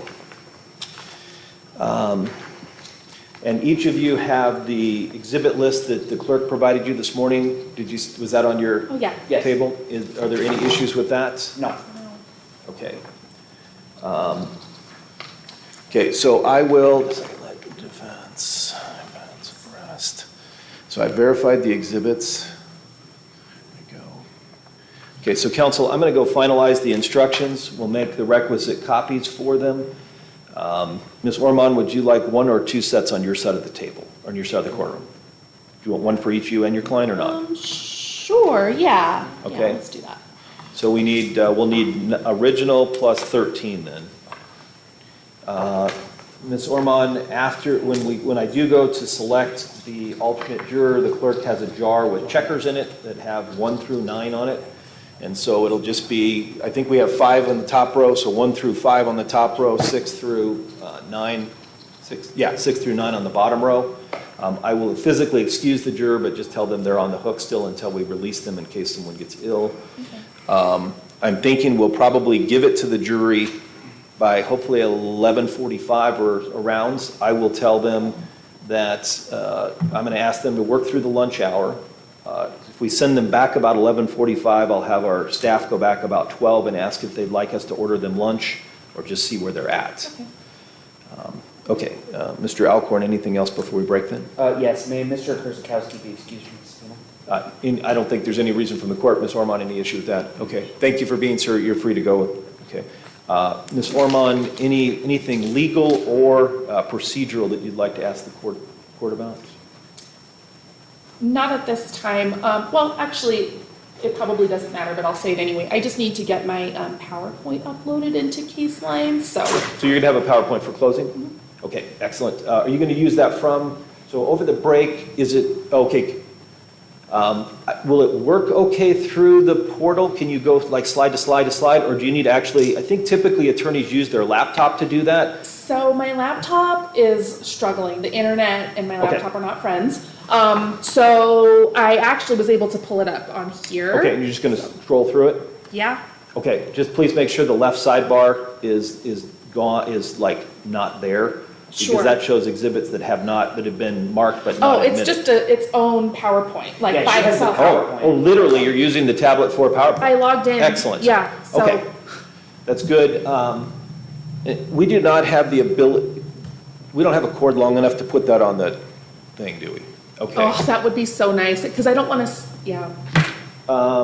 Can we, how far back can the podium go? Can we move the podium back and pull the tablet closer? I think you can move it a little bit. Okay, let's do this. I'll let the staff work with you. I need to go work on the finals. Okay.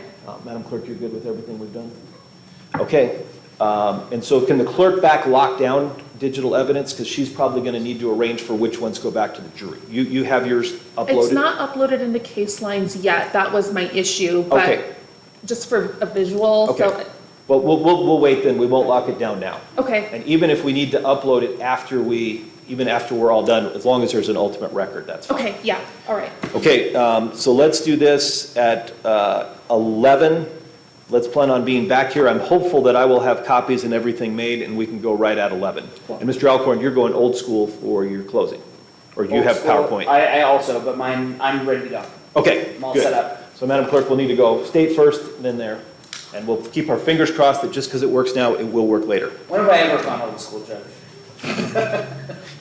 Okay, thank you. Mr. Smith, you're free to be wherever you need to. Just make sure you're back at 11, as I've told you before. Yeah, Thank you, sir. in fact, if we could pull out the paper easel, that'd be great, Judge. I'll just. Hey, I was about to buy We're off the one. record. For real, We're off I the record. was. You know what? I will tell you, when I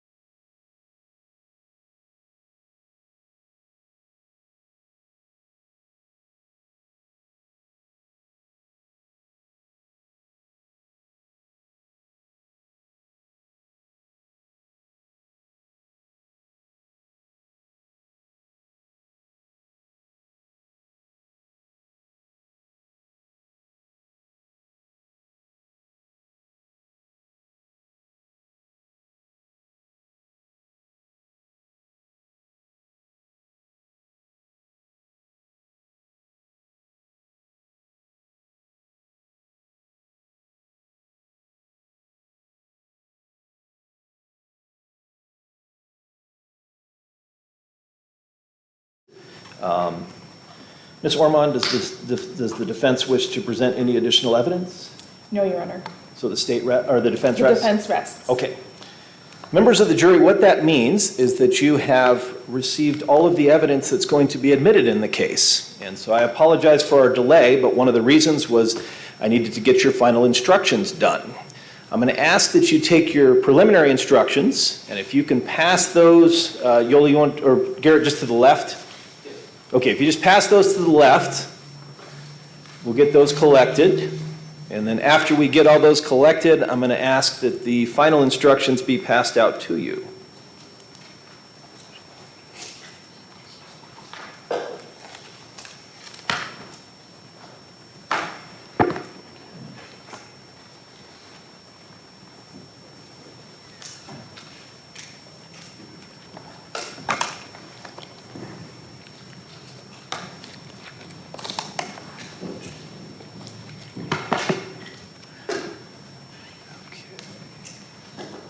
And it looks like everyone has a set. Okay. As with the preliminary instructions, I'll ask that you listen as I read these to you. You're free to follow along on the written page if you choose to. It is your duty as a juror to decide this case by applying these jury instructions to the facts as you determine them. You must follow these instructions. They are the rules you should use to decide this case. It is your duty to determine what the facts are in this case by determining what actually happened. Determine the facts only from the evidence produced in court. When I say evidence, I mean the testimony of witnesses and the exhibits introduced in court. You should not guess about any facts. You must not be influenced by sympathy or prejudice. You must not be concerned with any opinions that you feel I have about the facts. You, as the jurors, are the sole judges of what happened. You must consider all these instructions. Do not pick out one instruction or part of one and ignore the others. As you determine the facts, however, you may find that some of the instructions no longer apply. You must then consider the instructions that do apply together with the facts as you have determined them. The state has charged the defendant with certain crimes. A charge is not evidence against the defendant. You must not think that the defendant is guilty just because of a charge. The defendant has pled not guilty. This plea of not guilty means that the state must prove each element of the charges beyond a reasonable doubt. The state has 7 years to file charges, such as the charges in this case. The law does not require a defendant to prove innocence. Every defendant is presumed innocent, is presumed by law to be innocent. You must start with the presumption that the defendant is innocent. The state has the burden of proving the defendant guilty beyond a reasonable doubt. This means the state must prove each element of the charge or charges beyond a reasonable doubt. In civil cases, it is only necessary to prove that a fact is more likely true than not, or that its truth is highly probable. In a criminal case such as this, the state's proof must be more powerful than that. It must be beyond a reasonable doubt. Proof beyond a reasonable doubt is proof that leaves you firmly convinced of the defendant's guilt. There are very few things in this world that we know with absolute certainty, and in criminal cases, the law does not require proof that overcomes every doubt. If, based on your consideration of the evidence, you are firmly convinced that the defendant is guilty of the crime charged, you must find him guilty. If, on the other hand, you think there is a real possibility that he is not guilty, you must give him the benefit of the doubt and find him not guilty. You must decide whether the defendant is guilty or not guilty by determining what the facts in the case are and applying these jury instructions. You must not consider the possible punishment when deciding on guilt. If you find the defendant guilty, punishment is left to the judge. You are to determine what the facts in the case are from the evidence produced in court. A question is not evidence. A question can only be used to give meaning to a witness's answer. If an objection to a question was sustained, you must disregard the question, and you must not guess what the answer to the question might have been. If an exhibit was offered into evidence and an objection to it was sustained, you must not consider that exhibit as evidence. If testimony was already stricken from the record, you must not consider that testimony for any purpose.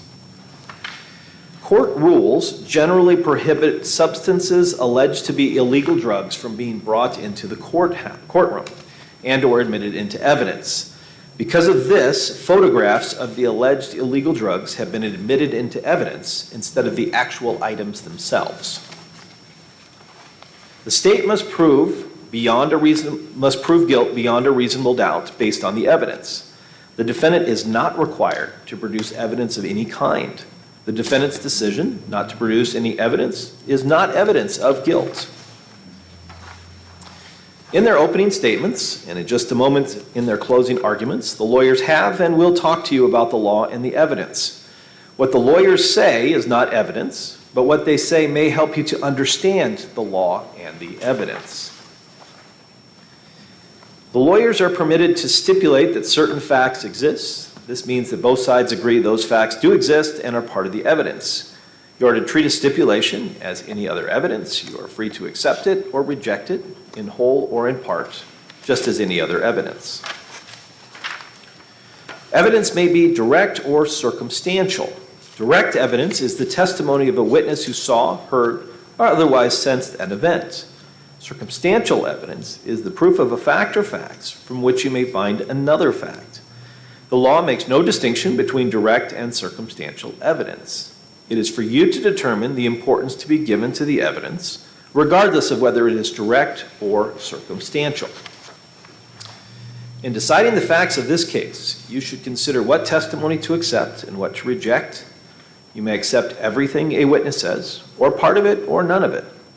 In evaluating testimony, you should use the test for truthfulness that people use in determining matters of importance in everyday life, including such factors as the witness's ability to see or hear or know the things the witness testified to, the quality of the witness's memory, the witness's manner while testifying, whether the witness had any motive, bias, or prejudice, whether the witness was contradicted by anything the witness said before or wrote before, whether the witness was contradicted by anything the witness said or wrote before trial or by other evidence, and the reasonableness of the witness's testimony when considered in the light of the other evidence. Consider all of the evidence in light of reason, common sense, and experience. The testimony of a law enforcement officer is not entitled to any greater or lesser importance or believability merely because of the fact that the witness is a law enforcement officer. You are to consider the testimony of a law enforcement officer just as you would the testimony of any other witness. A witness qualified as an expert by education or experience may state opinions on matters in that witness's field of expertise and may also state reasons for those opinions. Expert opinion testimony should be judged just as any other testimony. You are not bound by it. You may accept it or reject it in whole or in part. And you should give it as much credibility and weight as you think it deserves, considering the witness's qualifications and experience, the reasons given for the opinions, and all the other evidence in the case. The defendant is not required to testify. The decision on whether or not to testify is left to the defendant acting with the advice of an attorney. You must not let this choice affect your deliberations in any way. You must not conclude that the defendant is likely to be guilty because the defendant did not testify. You must not consider any statements made by the defendant to a law enforcement officer unless you determine beyond a reasonable doubt that the statements were made voluntarily. A defendant's statement was not voluntary if it resulted from the defendant's will being overcome by coercion. A defendant's statement was not voluntary if it resulted from the defendant's will being overcome by a law enforcement officer's use of any sort of violence, coercion, or threats, or by any direct or implied promise, however slight. You must give such weight to the defendant's statements as you feel it deserves under all of the circumstances. Each count charges a separate and distinct offense. You must decide each count separately on the evidence with the law applicable to it, uninfluenced by your decision on any other count. You may find that the state has proved, beyond a reasonable doubt, all, some, or none of the charged offenses. Your finding for each count must be stated in a separate verdict. The crime of possession of a dangerous drug requires proof of the following. Number one, the defendant knowingly possessed a dangerous drug, and two, the substance was in fact a dangerous drug. The crime of possession of drug paraphernalia requires proof of the following. Number one, the defendant used or possessed with the intent to use drug paraphernalia to process, prepare, store, contain, conceal, ingest, inhale, or otherwise introduce methamphetamine into the human body. And the item was drug paraphernalia. Intentionally means that a defendant's objective is to cause that result or to engage in that conduct. Intent may be inferred from all the facts and circumstances disclosed by the evidence. It need not be established exclusively by direct sensory proof. The existence of intent is one of the questions of fact for your determination. Knowingly means that a defendant acted with awareness of or belief in the existence of conduct or circumstances constituting an offense. It does not mean that a defendant must have known the conduct is forbidden by law. If the state is required to prove that a defendant acted knowingly, that requirement is satisfied if the state proved that the defendant acted intentionally. Possession means a voluntary act if the defendant knowingly exercised dominion or control over property. Possess means knowingly to have physical possession or otherwise to exercise dominion or control over property. The law recognizes two kinds of possession, actual possession and constructive possession. A person who knowingly has direct physical control over a thing is in actual possession of it. A person who, although not in actual possession, knowingly exercises the right of control over a thing, either directly or through another person, is then in constructive possession of it. The law also recognizes that one person may have possession alone, or that two or more persons jointly may share actual or constructive possession. Drug paraphernalia means all equipment, products, and materials of any kind which are used, intended for use, or designed for use in processing, preparing, storing, containing, concealing, ingesting, inhaling, or otherwise introducing methamphetamine into the human body. And methamphetamine is a dangerous drug. I'm going to save the last 2 pages for the instructions until after the attorneys give their closing arguments. Mr. Alcorn, is the state ready for its close? Yes, Judge, if the clerk could give me control of the screen, please.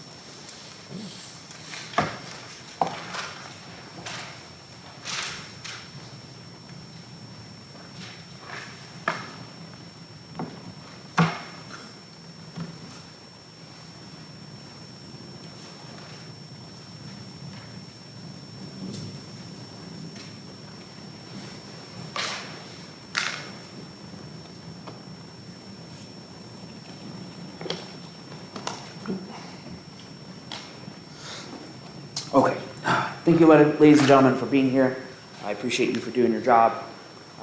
We've come to the end. So as Judge Wright indicated earlier, you've received all of the evidence that you are going to receive, and now is the time for argument. So Orman and I will be arguing to you what the evidence means. We'll be arguing about the intersection of the evidence and the law, and we're going to suggest to you what you should do when you go back to the deliberation room. But a reminder, as you heard in your instructions, that everything that I say, and everything that Ms. Orman says, and then everything that I say again, is not evidence. You have already heard all of the evidence that there is going to be in this case. So let's get started.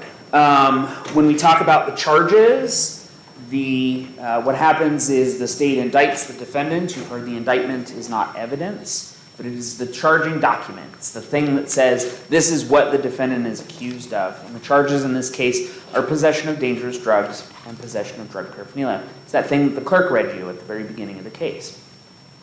Now, the filing of those charges, I just want to get this out of the way quickly. The filing of those charges occurred in 2023, 7 years after this incident occurred. The state is allowed to file charges at any point in those 7 years. So these charges, therefore, were legally filed. They accuse the defendant of these two things, possession of dangerous drugs and possession of drug paraphernalia. Now, I've broken it down into bullet points because Ms. Orman and I, and other lawyers who are in the law, we call these elements.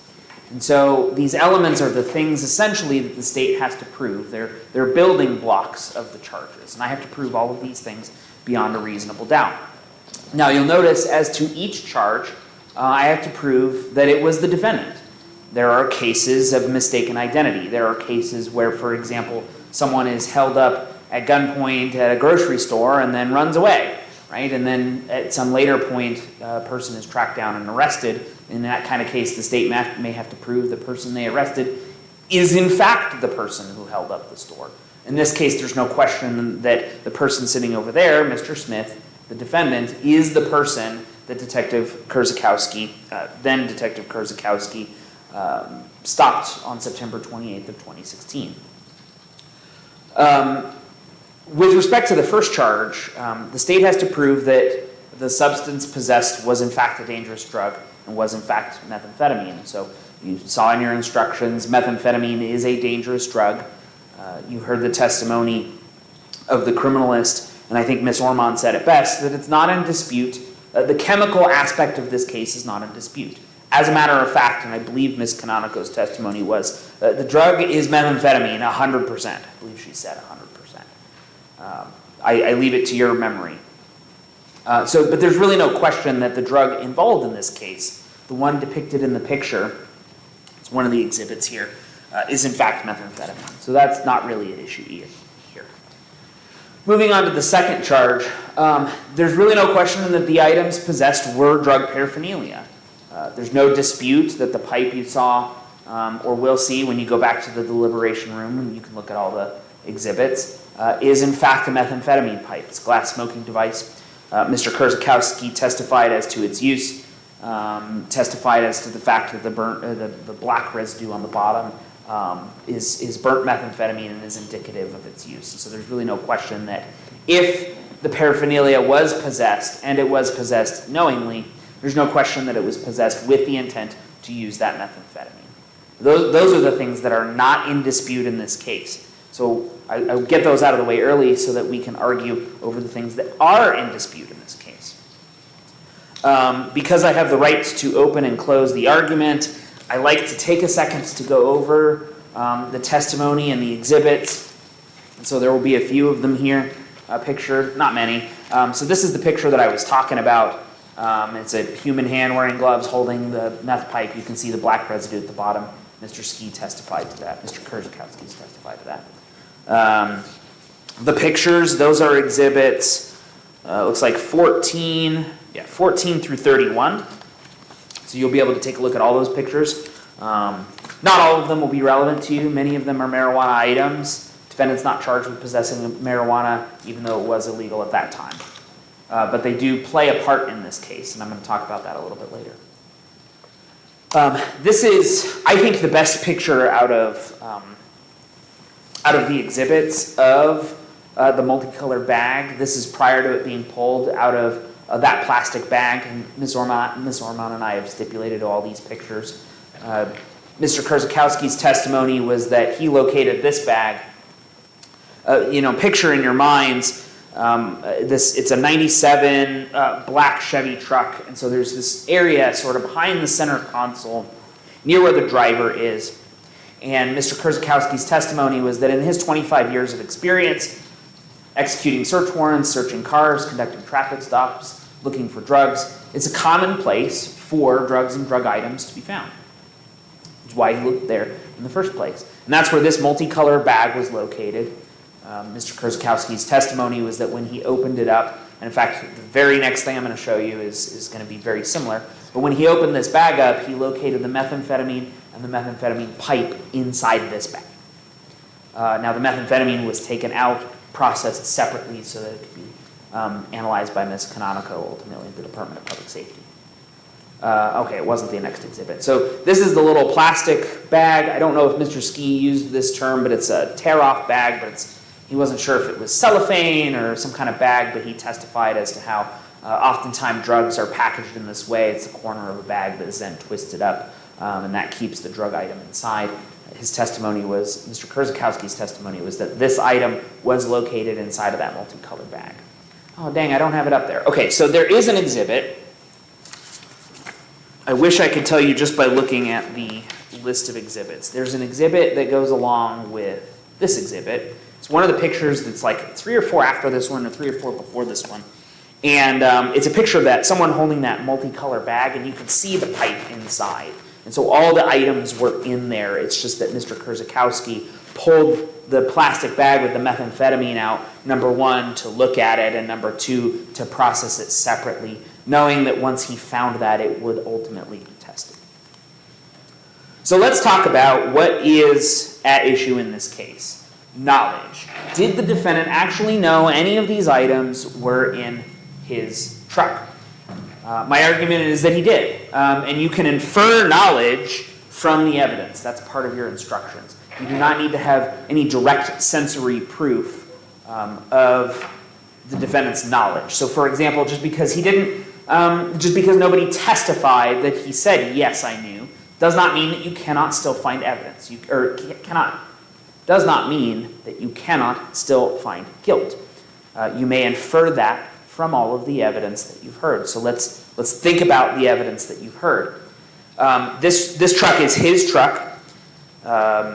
The testimony was that the defendant said to Mr. Kurzakowski, this is my truck, but it's in my fiance's name. And you heard testimony that the truck was in fact registered to his fiance.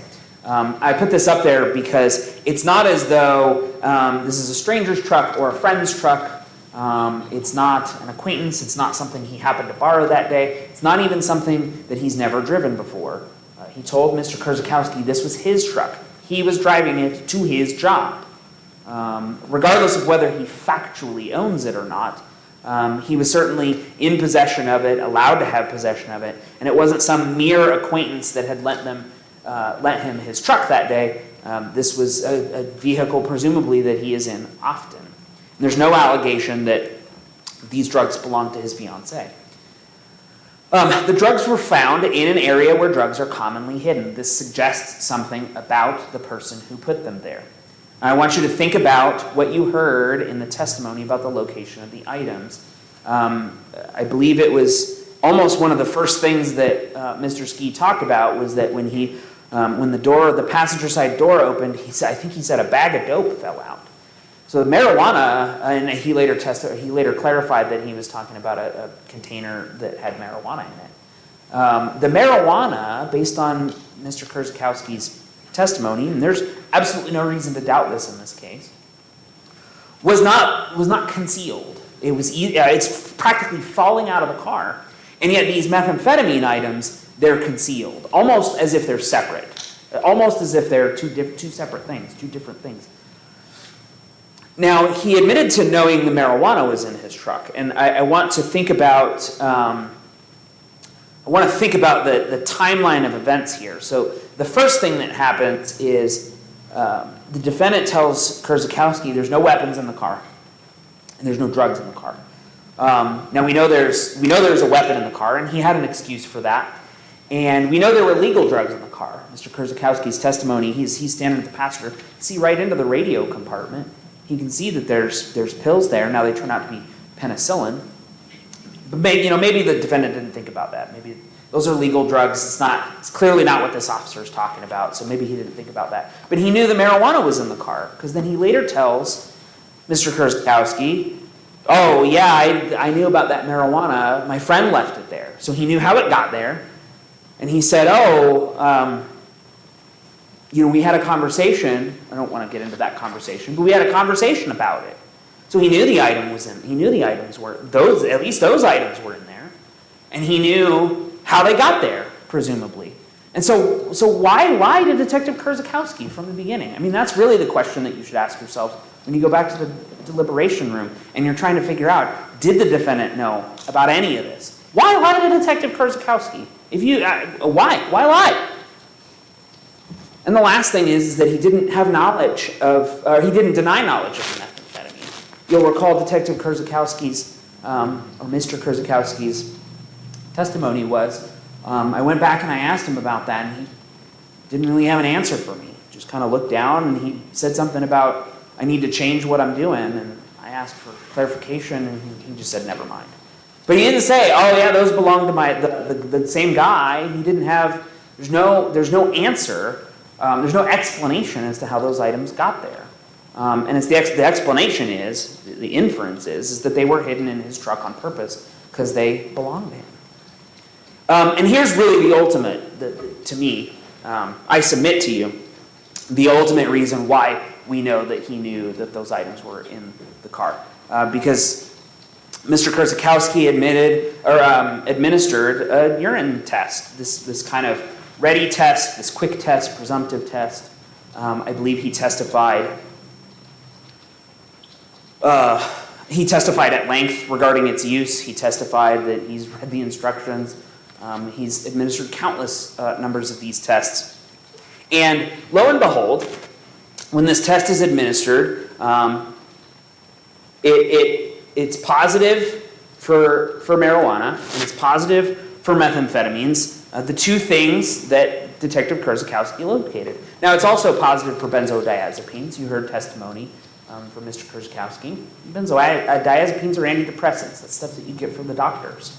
Why it's on this test is anybody's guess, but this test tests for that. It's not positive for cocaine. Cocaine wasn't found in the vehicle. It's not positive for any of the opiates. Opiates weren't found in the vehicle. It's not positive for oxycodone or oxycodone or any of those oxy-type drugs. That wasn't found in the vehicle. And so lo and behold, if this test were unreliable, I submit to you that it's strange that it tests positive for the two specific things that were found in the defendant's truck, if he didn't know about them.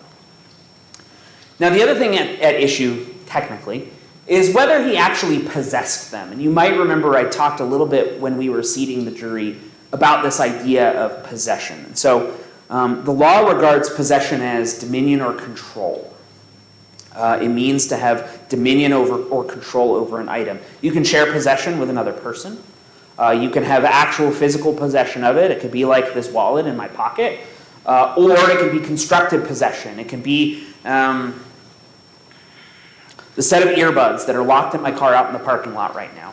I've locked my car. Nobody else has access to my keys. I am exercising my right of control over those items. I possess, constructively, every single thing in that car right now.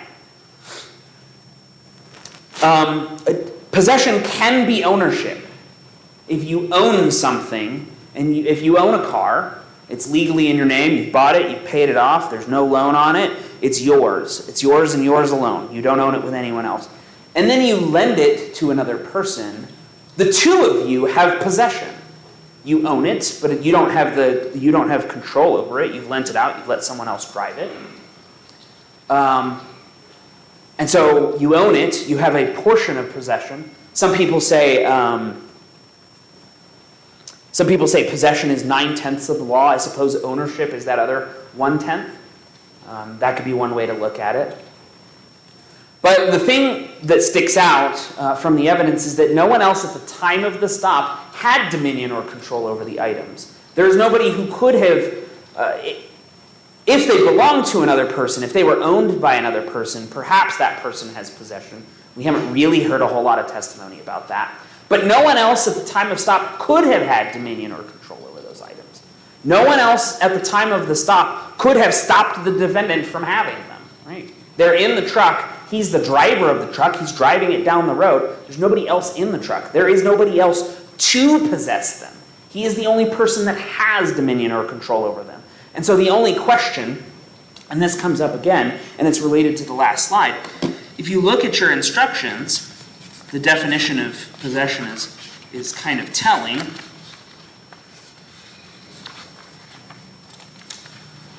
It's on page 22.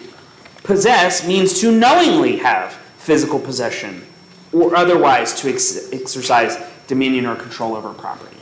It's on page 22. So we come back again to this question of knowledge. What this case boils down to is knowledge. What did the defendant know and when did he know it?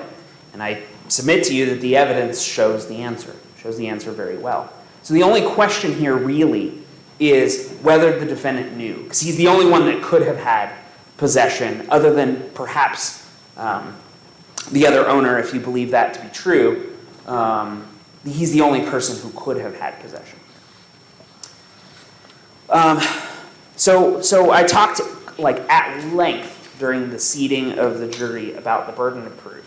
And so this is the time where I argue about the burden of proof I asked you if you had any feelings or strong opinions or life experience related to this, but this is my time to argue what it means. And so this is the instruction in full. I'm not going to read it all. I bolded some parts of it just for ease of reference. But proof beyond a reasonable doubt is proof that leaves you firmly convinced. You might recall I said during the seating of the jury, firmly convinced is a thing that you're going to hear over and over and over again.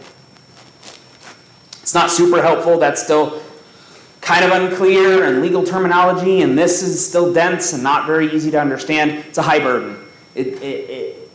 It's proof that leaves you firmly convinced. And that's why I kind of highlight the bottom part too. If, on the other hand, you think there is a real possibility that he is not guilty, then you must give him the benefit of the doubt. So those are the two kind of parts of the instruction that help you think about what reasonable doubt is. It's proof that firmly convinces you. So when you go into the deliberation room, what you should be considering is, does the evidence that the state presented firmly convince me that of the defendant's guilt? Ms. Ormond is going to have the opportunity to talk again, and then because I bear the burden of proof, I get to sort of address her arguments if I choose. And so she's going to talk to you about doubts, and there is going to be doubt in this case. The law does not require proof that overcomes every doubt. That's why I explain it this way. That's why I bold these parts, because I think they're important. When you think about the evidence, does it firmly convince you? Yes, there are doubts, but are they real possibilities? Are they real doubts that I should give the defendant the benefit of the doubt over? Or are they ephemeral? Are they... we can't know everything with absolute certainty. As we sit here today, I will tell you, we do not know with absolute certainty whether the defendant possessed those drugs knowingly or at all. We don't know that for absolute certainty. There is a meteoric chance that everything about this is mistaken, that Mr. Kurzakowski has identified the wrong person. Somehow those drugs went to the lab and they're actually not methamphetamine, it's just quartz from the side of the road, right? Like there's meteoric possibilities as to every aspect of every single case, and the law takes that into account. That is not the burden. It's not beyond a shadow of a doubt. It's not beyond all doubt. It's whether there's a real possibility. And at the end, and at the end of all of this, I'm going to talk about what has to be true in order to find the defendant not guilty. We're going to talk about what are the real possibilities here. But again, I want to go back to this. Proof beyond a reasonable doubt is proof that firmly convinces you of the defendant's guilt. So are you firmly convinced? That's the question. And at the end of this case, I submit to you that you should be, and I'm asking you to render a guilty verdict. Thank you. And we'll swap over. Ms. Ormond, are you ready for control? Defense is ready. Let's go ahead and give Ms. Ormond control.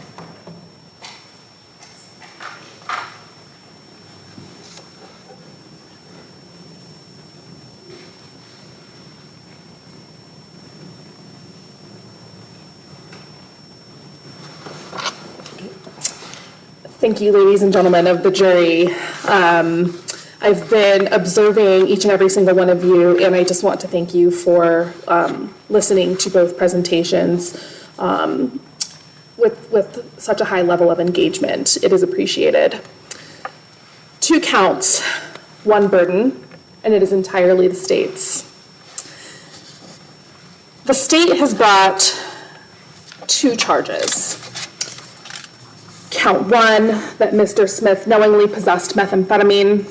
Count 2, that he possessed drug paraphernalia and he intended to use it. Those are on pages 20 and 21 of your final jury instructions. And of course, recall the definitions on page 22. These 2 separate charges, and hold on to that word, separate. They are not a package. They each must stand on their own. On each, the state carries the entire burden, and the state must prove every element beyond a reasonable doubt and leave you firmly convicted. Let me be clear at the outset about what is not in dispute, and Mr. Alcorn touched on this. We are not here to dispute that there was methamphetamine in the car. There was. And we are not here to dispute that there was a smoking pipe that could have been used to smoke it. That was there too. But what this case turns on is narrower, and this is the only thing that matters.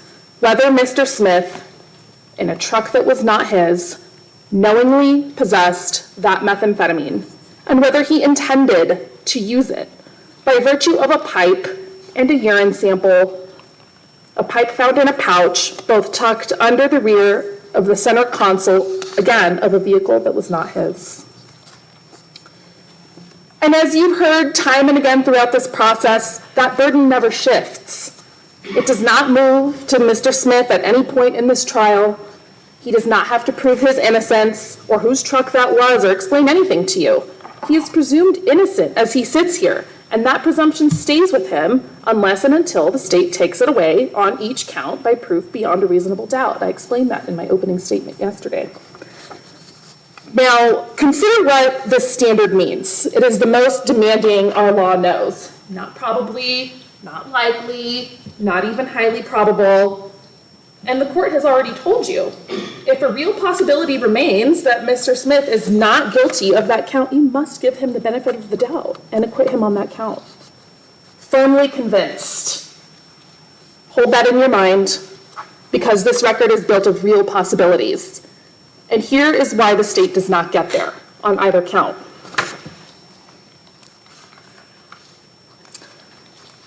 One officer's memory is not proof beyond a reasonable doubt. You heard Deputy Kurzakowski say that he remembers this stop, that out of a 25-year career through thousands of traffic stops, this one stood out. Now, I am not calling him a liar, but what I am asking you to weigh is I am asking you to weigh his testimony with care, with great care, and to ask whether a confident memory and an accurate one are always the same thing. Now, human memory is fallible. It does not take an expert to know this. I'm going to share a personal anecdote, and while I am recounting my own personal anecdote, perhaps you as individuals can think of a memory in your life. I'll start with mine. In 2023, my husband and I were fortunate to bring our son into the world. And what started off as a routine labor ended up resulting in an emergency situation. And it resulted in an emergency C-section because my son was in distress. Now, this was in 2023. And now, while these two situations are not at all analogous, I think the underlying principle remains the same in that an event as significant as the one that I've presented to you from 2023, which was only 3 years ago, my own memory is spotty. Now, I understand that everybody's memory is a little bit different. But again, the underlying point and the entire theme of this case is that how reliable and how accurate can one memory be from a traffic stop that occurred 10 years ago, no matter how significant it was? There were no substantial injuries. There were no injuries at all, for that matter. And so, again, I just ask yourself to pause and to think about an event that has happened in your own life, and perhaps a more recent memory, and ask yourself if you can accurately recall the level of detail that you would need to be able to recount it today. So again, I'm going to reiterate, I am not calling anyone a liar. But again, what I am saying, and we know this to be true, is that memory is prone to failure, to remembering things a little differently than how they happened, especially with the passage of time. So we cannot substitute one witness's confident memory for proof of an accurately reconstructed scene, even with the benefit of a report. And I really want to emphasize that, even with the benefit of a report. Remember what this case does not have. We have no body camera, we have no dash camera footage, we have no audio, and we have no photographs from the scene itself. There is no independent record against which to test a memory. There is only the memory. Now, recall that Mr. Kurzakowski prepared for this trial by reading his report, and he testified as such. And he told you that he could reconstruct that night for the most part. He said that verbatim yesterday, for the most part. And that may be his honest answer, but that is not the standard. And the state must prove its case beyond a reasonable doubt, not for the most part, and the space between those two is exactly where reasonable doubt lives. And this case does not rest on him alone. The other officer you heard from today wrote a few sentences a decade ago. He since left that department. He testified that he has no independent recollection of this event whatsoever. Ask yourselves again how much of us truly remembers a single routine morning 10 years gone, however sincerely we do believe. 10 years is a long time. It's long enough for memory to fade and quietly fill gaps on its own. Now, as to count one, knowing possession, it was not his car. It's possible that others had access to it. Now, let's take a step back and take these charges one at a time. Count one is knowing possession of methamphetamine, and those words matter. Not that the drug existed, not whether it was somewhere in the vehicle. The state must prove that Mr. Smith knew it was there and controlled it. Knowing, possession, both. So look at whose vehicle it was and where the item was found. That truck was not registered to Mr. Smith. It belonged to an entirely different individual. The methamphetamine was not in his hand or in his pocket. It was tucked under the rear of a center console of someone else's vehicle, concealed under a console in a car that was not his. No one traced who else had been in that truck, who drove it, when, and what they left behind. And as you recall, perhaps from yesterday, I drew the jury's attention to, or I drew the officer's attention to an image. It was a red canister, and it had an entirely separate name altogether. Something to think about. So remember, too, the officer's own report at the scene. Mr. Smith told him he did not know that the methamphetamine was in the vehicle. So to convict on count one, you would have to assume he knew about an item concealed in a car that was not his, that others could have potentially used, and he said that he did not know was there. An assumption is the opposite of firmly convinced.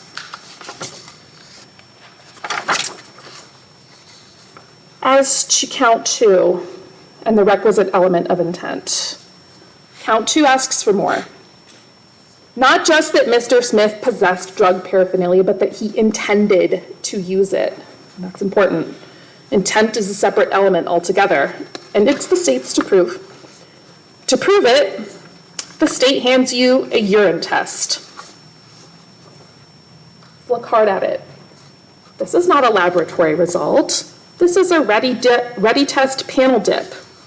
And read the words printed on the device itself. Screening device. It's right there. It's right at the very bottom. Screening device. A screen is a first step. It's something you confirm before you rely on it.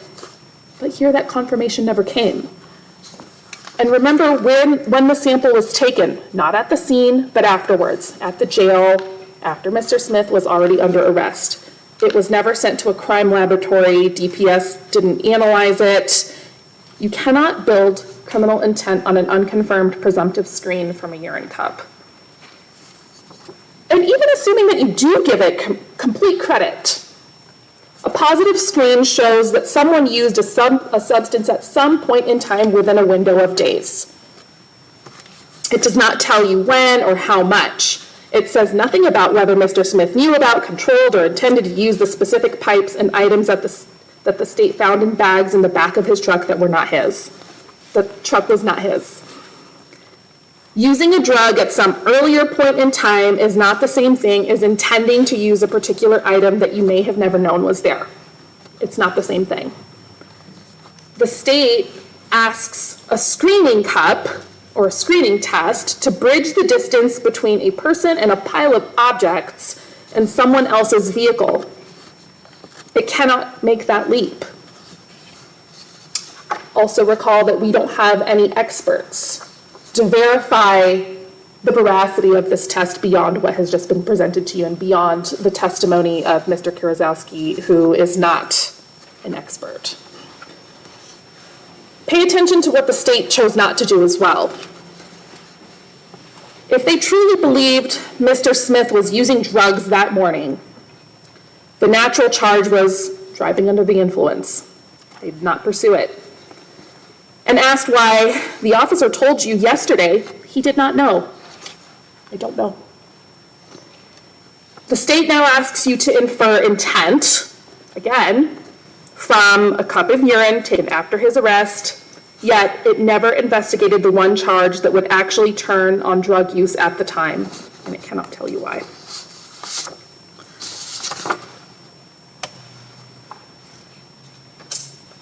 This photograph, and Mr. Alcorn may have showed you this one or one taken at a slightly different angle, but this is the smoking pipe that was retrieved out of the multicolored pouch, the same pouch that the crystal meth was alleged to have come out of.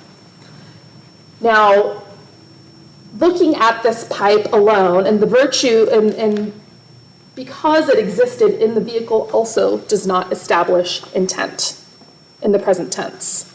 It could signal that someone used it at some point in some time, but standing on its own, it also does not establish the requisite intent in the same way that the urine test does not establish requisite intent in the present tense. It turns on something happened at some point in some time. I would also even go a step further, going back to the urine test. This urine test, and we don't have an expert to be able to tell us one way or another, but we don't know whether the presumptive positive came as a result of secondhand exposure. We just don't know.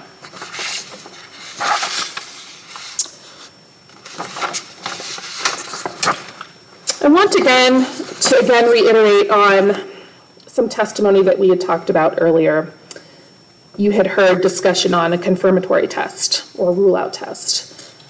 There was no confirmatory test to rule out a positive on this urine test. There's no video of it, no objective record of that morning at all. And, as you recall from the testimony yesterday, there was a 3-week hole in the chain of custody. Recall that the seizure was on September 28th, 2016, and while you did not see it, the record shows...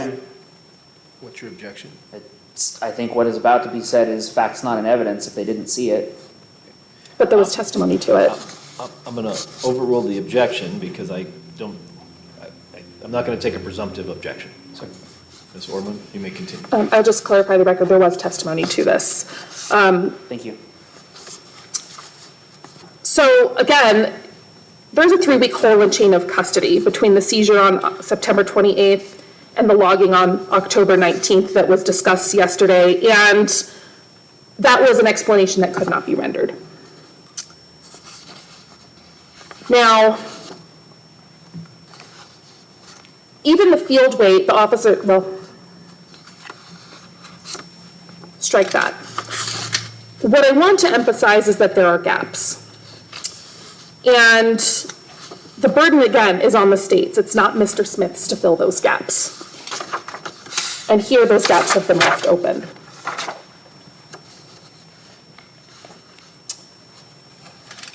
This is what reasonable doubt looks like on both counts. I want you to step back and look at the whole of what the state gave you. One officer's decade-old memory of a single stop, reliable only for the most part, a drug found under the console of a truck that was not Mr. Smith's, that others could have used, that he told them he did not know what was there. On intent, a presumptive positive urine screen taking at booking, never independently confirmed, or for use that the state never even charged as a driving offense of under the influence. And the gaps it never filled. No video, no confirmatory test, 3 unexplained weeks between the retrieval and logging of the evidence, and evidence that sat untested for 13 months. The court will tell you that proof beyond a reasonable doubt is proof that leaves you firmly convinced, and that a real possibility of innocence means the benefit of the doubt. The record is full of real possibilities on count 1 and count 2 alike. The state had the burden of erasing them and leaving you firmly convinced. On the evidence that has been presented over the course of the last 2 days, it has not come close. I ask you to hold the state to its burden and return the only verdicts this evidence supports: not guilty on count 1 and not guilty on count 2. Now, as a final word, ladies and gentlemen, I would just ask if I, throughout the course of this process, have said or done anything that has caused offense to any one of you, I would just ask, don't hold it against my client, hold it against me. Thank you.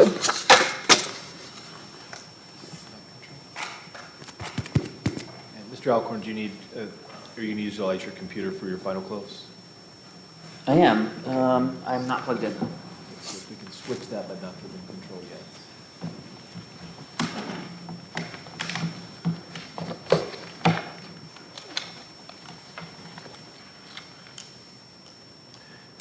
Okay.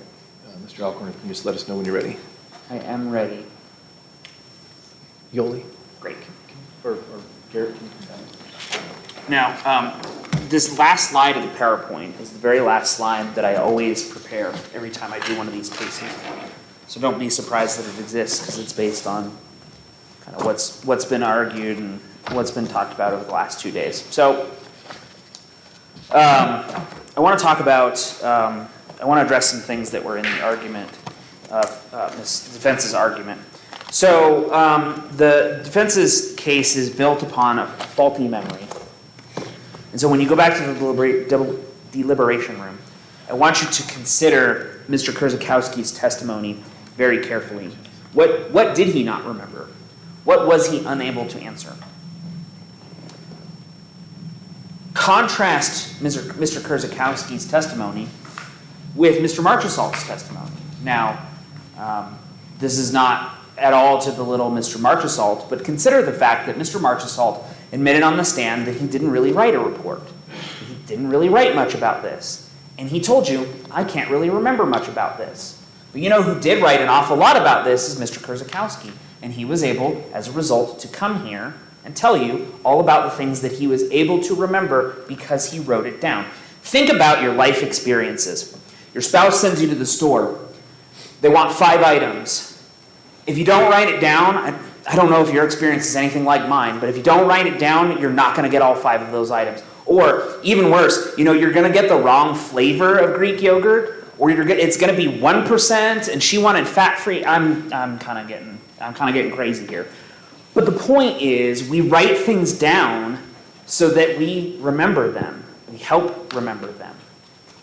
If you ask Ms. Wormon after this process is over, if she wrote anything down after the birth of her child, I don't know what her answer is, but I would guess she didn't write as much down about that event that Mr. Kurzakowski wrote down about this event. Think about your personal experience from a long time ago.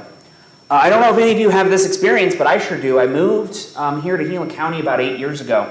And in the process of moving, you get rid of stuff, you find stuff you forgot you had. I found an old diary from when I was in high school. And I'm not going to tell you about the really cringy stuff that was in there. But you can bet that when I read that diary, I can remember the stuff that I was writing down. I can remember what I felt. I can remember what I was going through at that time. And the better my diary entries are, the better I have personal feelings or personal memories about those things. Do I remember those things perfectly? Absolutely not. And I'm not here to suggest that Mr. Kurzakowski remembers everything that happened perfectly. I'm asking you to weigh the testimony and take your reason, your common sense, and your experience into account when you're evaluating his testimony. Does it really matter that he had to refer to it in order to accurately testify to you? Or does that increase the credibility of his testimony?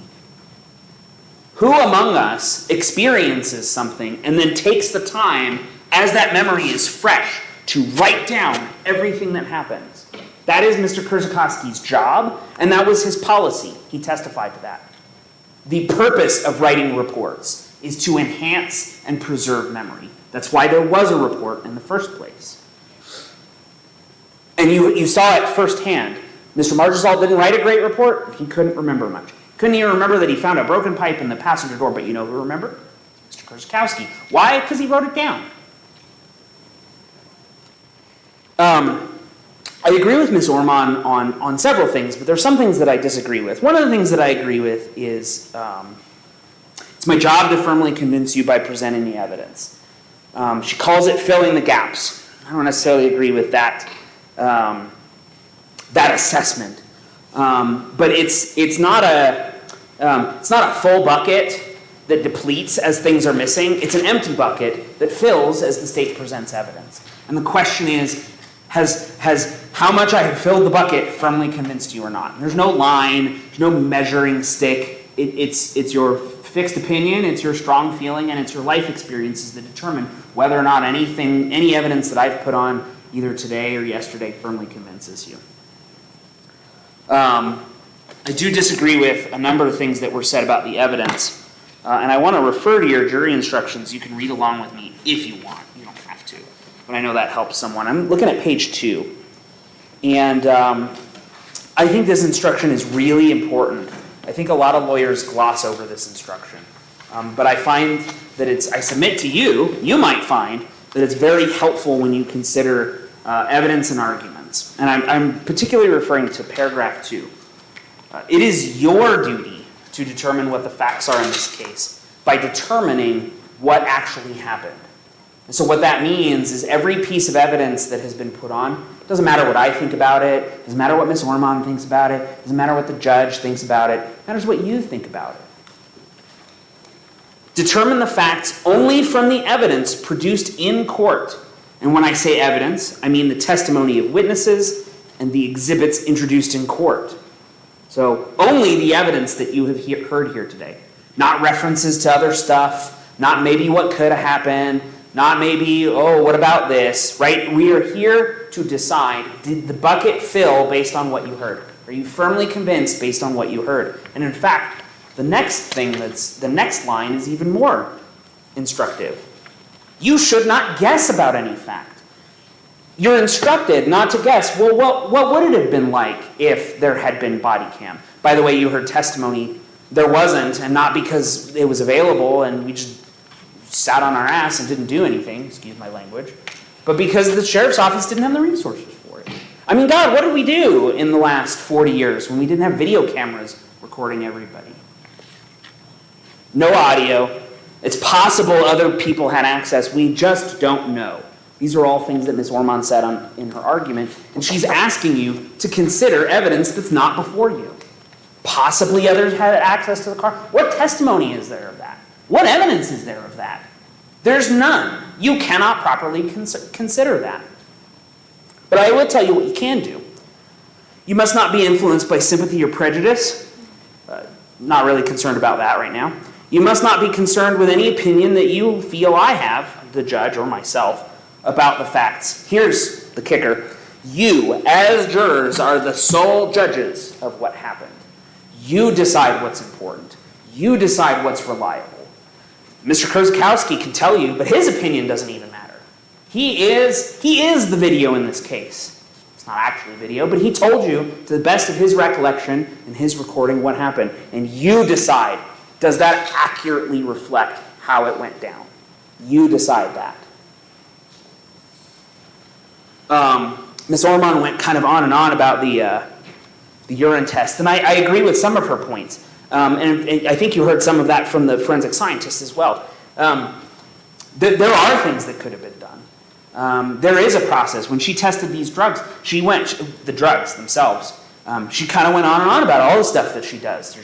There's two, in fact, I think she said there's preliminary testing. We do a color test or a microscope test, and then we do some confirmation. She talked at length about GCMS and how that's scientifically reliable and those sorts of things. So I don't disagree with Ms. Orman that those kinds of things could have been done. Mr. Kurzakowski could have drawn blood. Mr. Kurzakowski, in the course of his investigation, could have done other things which would have told you more. But what about the evidence, I'm asking you to consider, suggests that any of this is unreliable? And what I find very, very interesting is that Ms. Orman's argument was you cannot build a criminal case on an unconfirmed test. She's basically telling you what you can't do. But that's not what the instructions say. You as the jurors are the sole judges of what happened.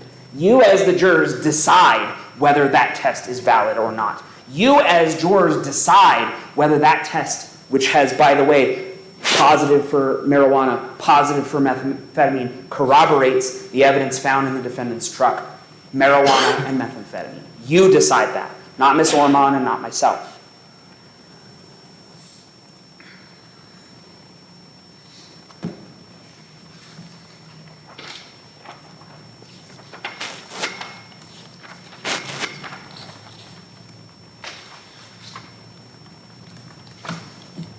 Ladies and gentlemen, what this case really is about is the thing that I've been harping on all along.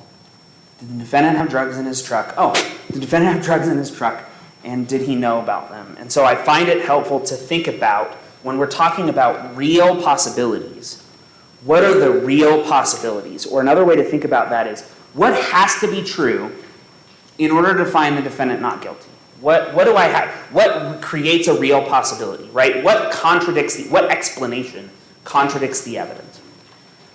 And I wrote some stuff here. You can think, you don't have to accept any of these. You can think of your own if you want to. But I'd like to reframe beyond a reasonable doubt in this way. What has to be true in order for there to be a real possibility that the defendant is not guilty? He's nervous for no reason. You heard Mr. Kurzakowski's testimony that in his 25 years of experience, people encounter him on a traffic stop. They are often and sometimes nervous. And then when he assures them that they're getting a warning, traffic stop will be done, move on their way, they get less nervous and things progress from there. And you can think about your own experiences related to traffic stops if you have them. And that didn't happen. Mr. Kurzakowski testified on more than one occasion, and the defendant just kept getting more and more nervous. The longer the police action took, it just kept ramping up. Now, we have to believe that he really didn't know the gun was in there. He had an explanation, he had an excuse for that. It's up to you whether you find that excuse believable or reasonable or not. But the evidence as I have presented it is that he told the officer that there was no gun in the car, and there was a gun in the car. Now that's either an innocent mistake or it's a lie. I'm going to object to that. We are not here on gun charges. Okay. I'll overrule the objection. This is argument. Mr. Alcorn, you may continue. She's absolutely correct. We're not here on gun charges. It's not illegal. And so that probably weighs in your factor, right? Usually you lie about things that you're not supposed to do. Probably he really didn't know. Maybe that's up to you to decide. But that has to be true. He really didn't know the gun was in there. Otherwise, we're starting off with a lie. He really didn't know the drugs were in there. He somehow forgot the marijuana was in the car. Because remember, he admitted that marijuana was in the car. And he's not charged with that, and that's not illegal at this point, but it was illegal back then. And so when Ski asks if there's any drugs in the car, he says no, knowing full well that someone apparently left marijuana in his car. I don't know if that's true. That's up to you to decide whether that's true or not. But that has to be true in order to find him not guilty. Somehow he also forgot marijuana was in the car. Somehow he also didn't lie to Ski about the drugs. Someone else left their drugs in his truck. That has to be true. If they're not his, he didn't know about them, he didn't possess them, then they must belong to someone else. They don't spontaneously get there. So it has to be true that someone else left their drugs in the car. There has to be some other explanation for non-denial when he was confronted with the methamphetamine. It wasn't, officer, I don't know anything about that. It was, I need to change what I'm doing. And then lastly, I agree with Ms. Ormond.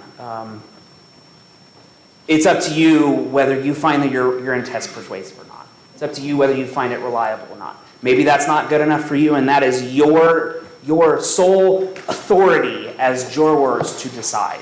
Don't take it from me that it's reliable. Decide for yourself, based on what you heard from the testimony and everything else, whether you think it's good or not. But it has to be, if it is reliable, it has to be true that the urine test was either mistaken or unreliable, and also happened to be positive for exactly what was in the truck. It wasn't positive for cocaine. It wasn't positive for anything else that panel tests for except for a legal substance, benzodiazepines. It was positive for exactly what happened to be in the truck. I mean, how unlucky do you have to get? how like meteorically unlucky do you have to get? Not only do you not have these items, but then you're like, oh, I'm going to provide this sample and it's going to show that I haven't used these drugs, and then it shows exactly what was in your truck. How extraordinarily unfortunate you have to be for that to be the case. And all of these things really have to be true in order to find the defendant not guilty.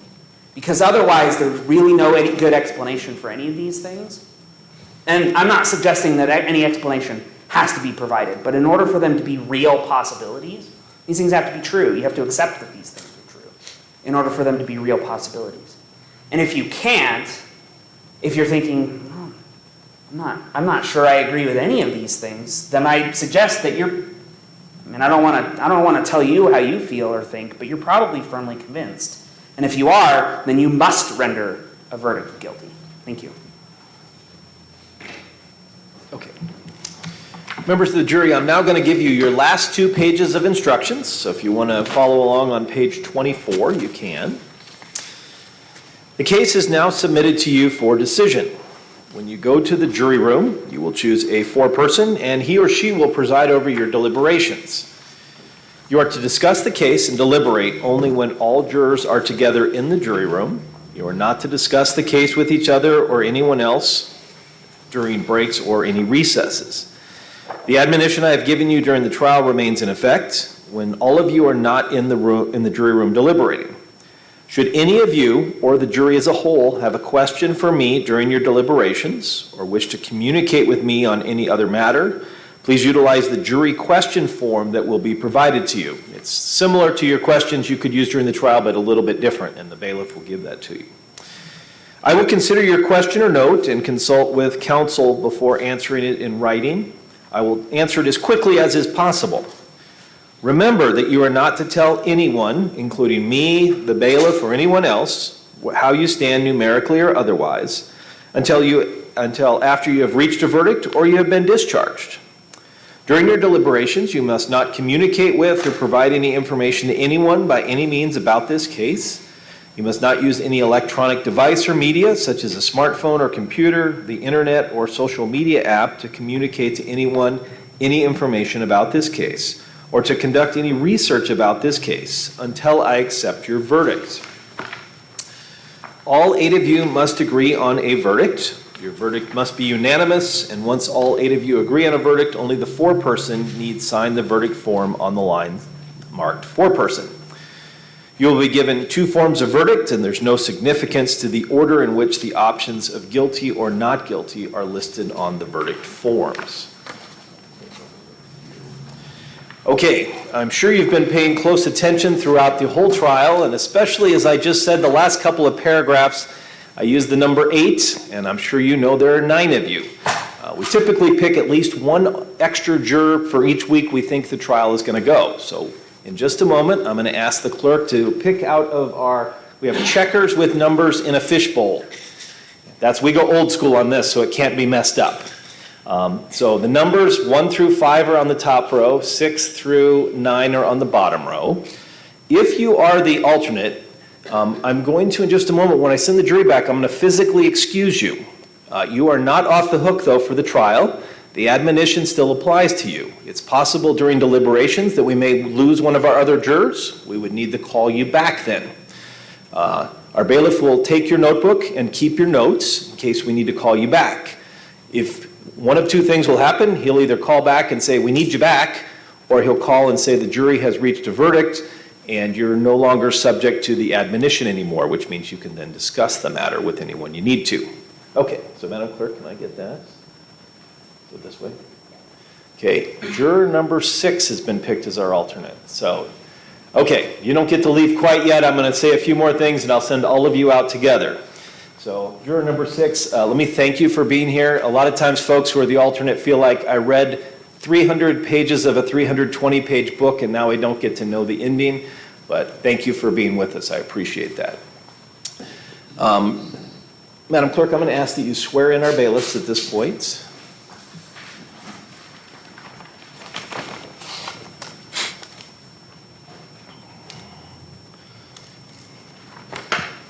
All right.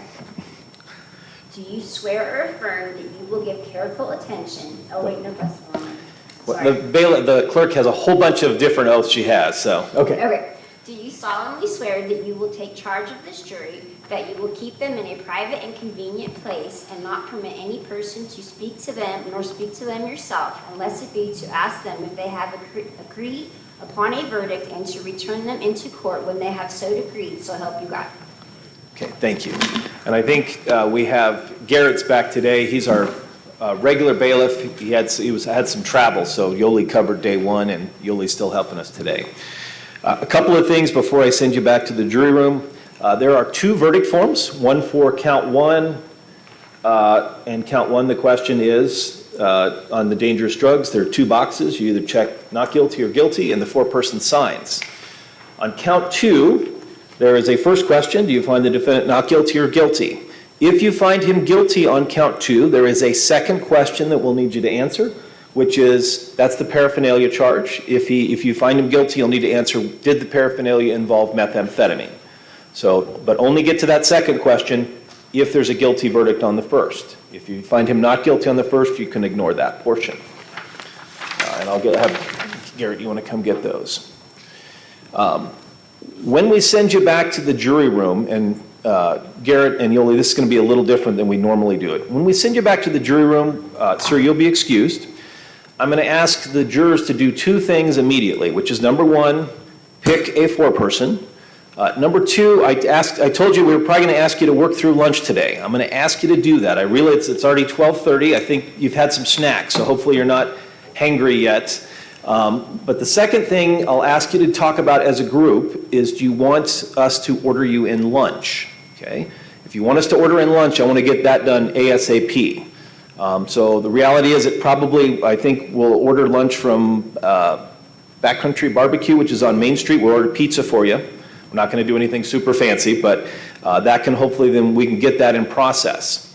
After you pick a foreperson and then let the bailiffs know whether you want lunch, then after that, there is a video that you'll watch on how to use the digital evidence that you've seen the attorneys put up on the screen, because you'll be the ones running the digital evidence so you can look at the exhibits in the jury room.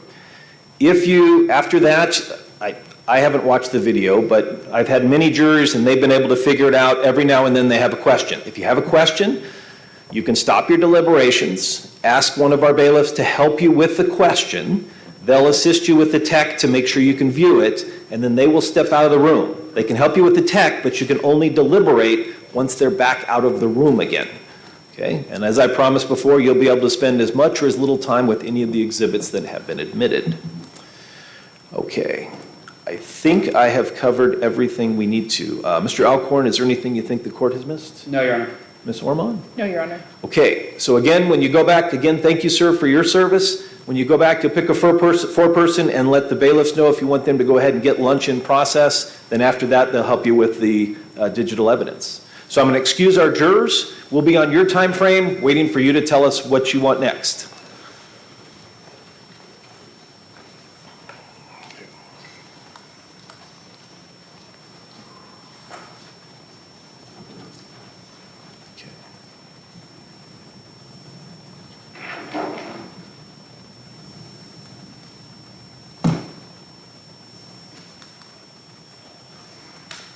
Okay, I'll note the absence of our jurors. Counsel, if you could just stick around for about 5 or 10 minutes till we find out if they're ordering lunch. If they tell us that they're ordering lunch, then what I'm going to do is I'm going to run off site and get lunch. You can do the same. If they tell us they just want to jump right on in, then that may affect what we're doing. That still may allow us to run out and get something, but it may be less time than otherwise. Mr. Alcorn, Ms. Ormond, if you could make sure the clerk or our bailiffs have your cell phone numbers in case there's a jury question, that we can get those. Mr. Smith, you're free to step out and have lunch if you need to. If there is a jury question or a verdict, we'll be letting Ms. Ormond know, and I'll expect everybody, hopefully on a question, we can reassemble in 5 minutes or less, just so we can get that. If there's a verdict, it may take us a few extra minutes to get everyone together. Ms. Ormond, if there's a question, you're free to waive your client's presence if you think that's appropriate, but I'll let you talk about that with him. I don't know if we'll have questions or not. Okay. Madam Clerk, were we able to get Ms. Ormond's, or the various PowerPoints uploaded into digital evidence? Not or yet. Not, okay. Mine is 32. Okay, I will order that when, there should be 3 closing PowerPoints, or is yours just the last page of your PowerPoint, which you used in the closing close? Correct, yeah, that's Okay. all one exhibit. So, Madam Clerk, when those are uploaded, they'll be retained for appellate purposes, but not shown to the jury. And then, Madam Clerk, I will go ahead and make a ruling now. At the conclusion of today's proceedings, any exhibits that were not offered or admitted or retained for appellate purposes may be purged from the portal. But we'll wait till the end of today to do that. I want to just make sure we don't do that. Okay. Okay. Anything else then, council? No. Okay. We'll stand at recess till we hear from our jury. Thanks.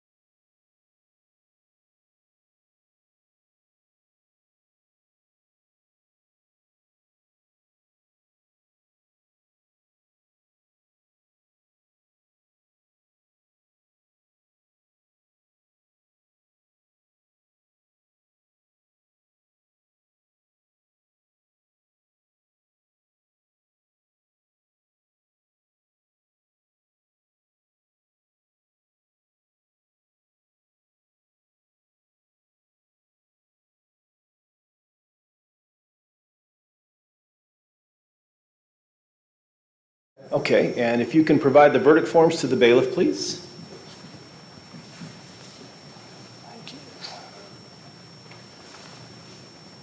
Okay, Madam Clerk, I'll ask that you read and record the verdict forms, or verdicts, please.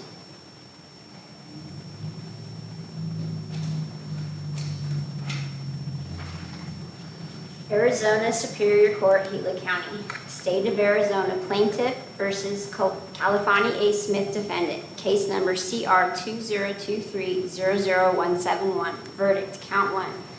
We, the jury, duly impaneled and sworn in the above entitled action with regard to possession of dangerous drugs committed on or about September 28, 2016, upon our oaths, do find defendant California A. Smith guilty. Arizona Superior Court, Gila County. State of Arizona plaintiff versus California A. Smith defendant. Case number CR 2023-00171. Verdict, count two. We, the jury, duly impaneled and sworn in the above entitled action with regard to possession of drug paraphernalia committed on or about September 28, 2016, upon our oaths, do find defendant California A. Smith guilty. If you find the defendant guilty of possession of drug paraphernalia, do you find the paraphernalia was related to methamphetamine? Yes. Thank you, Madam Clerk. Mr. Alcorn, would you like the jury polled? Yes, please, Judge. Okay. The clerk is going to go and ask each of you just by number, down the back, 1 through 5 along the back, and then we'll just go 6, 7, and 8 down the front. If this is your true verdict, and if it is, if you'll just say yes. If it's not, then you can say no. So, Madam Clerk. Okay. Juror number 1, is this your true and correct verdict? Yes. Juror number 2, is this your true and correct verdict? Yes. Juror number 3, is this your true and correct verdict? Yes. Juror number 4, is this your true and correct verdict? Yes. Juror number 5, is this your true and correct verdict? Juror number 7, is this your true and correct verdict? Yes. Juror number 8, is this your true and correct verdict? Yes. Juror number 9, is this your true and correct verdict? Yes. Okay. And Ms. Ormond, I would ask you if you'd want them polled, but they've already been polled, so I won't ask you. Members of the jury, this is going to complete your service. Thank you very much for the time you've spent with us the last 2 days, serving as jurors in this case. I trust it was better than you expected. I don't know if we totally exceeded that, but I appreciate that. I apologize for the many delays that you put up with, but I appreciate your patience. In just a moment, I'm going to excuse you back to the jury room. If you have a minute, I'd like to personally just come back and thank you for your service. The admonition that I have given up to this point is now lifted, so you're free to speak with anyone or not speak with anyone that you want to about the case. So when you go home tonight, if your family or friends ask you, you're free to talk about it if you want to, but you don't have to. Okay. Counsel, anything else before I excuse our jury? No, Judge. Ms. Ormond? No, Your Honor. Okay, so I'll excuse our jury, and then counsel, if you could please remain. And if you have a few minutes, I'll come back in just a minute, members of the jury, but we'll excuse you at this point.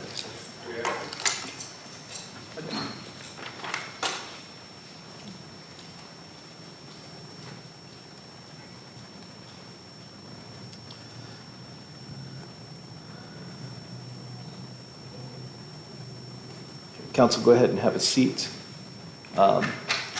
Counsel, I'm looking at setting sentencing. Ms. Ormond, if your client's willing to go a little bit beyond 30 days, I have 2:30 on August 17th here in Payson, if that will work for him. Or we can go 1 week before in Globe if you'd like. Your Honor, can we just take a second? Yes.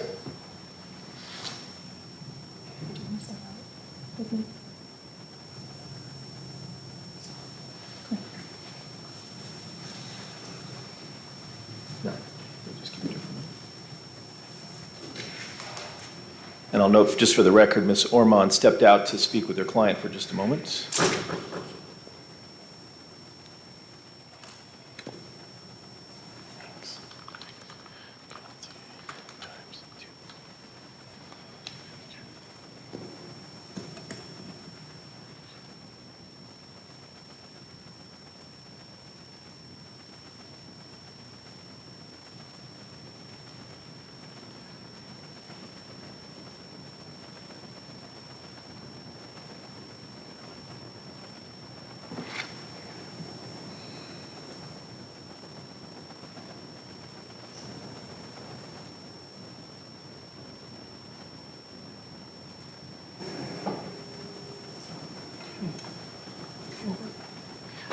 forward you something? Can you print it for me?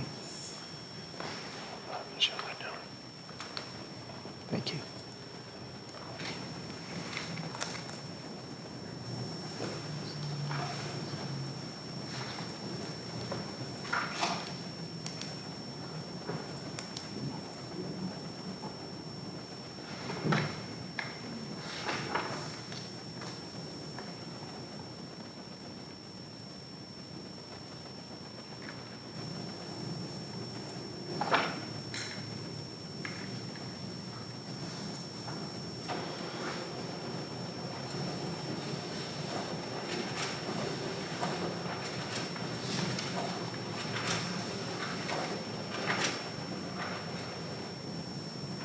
Thank you.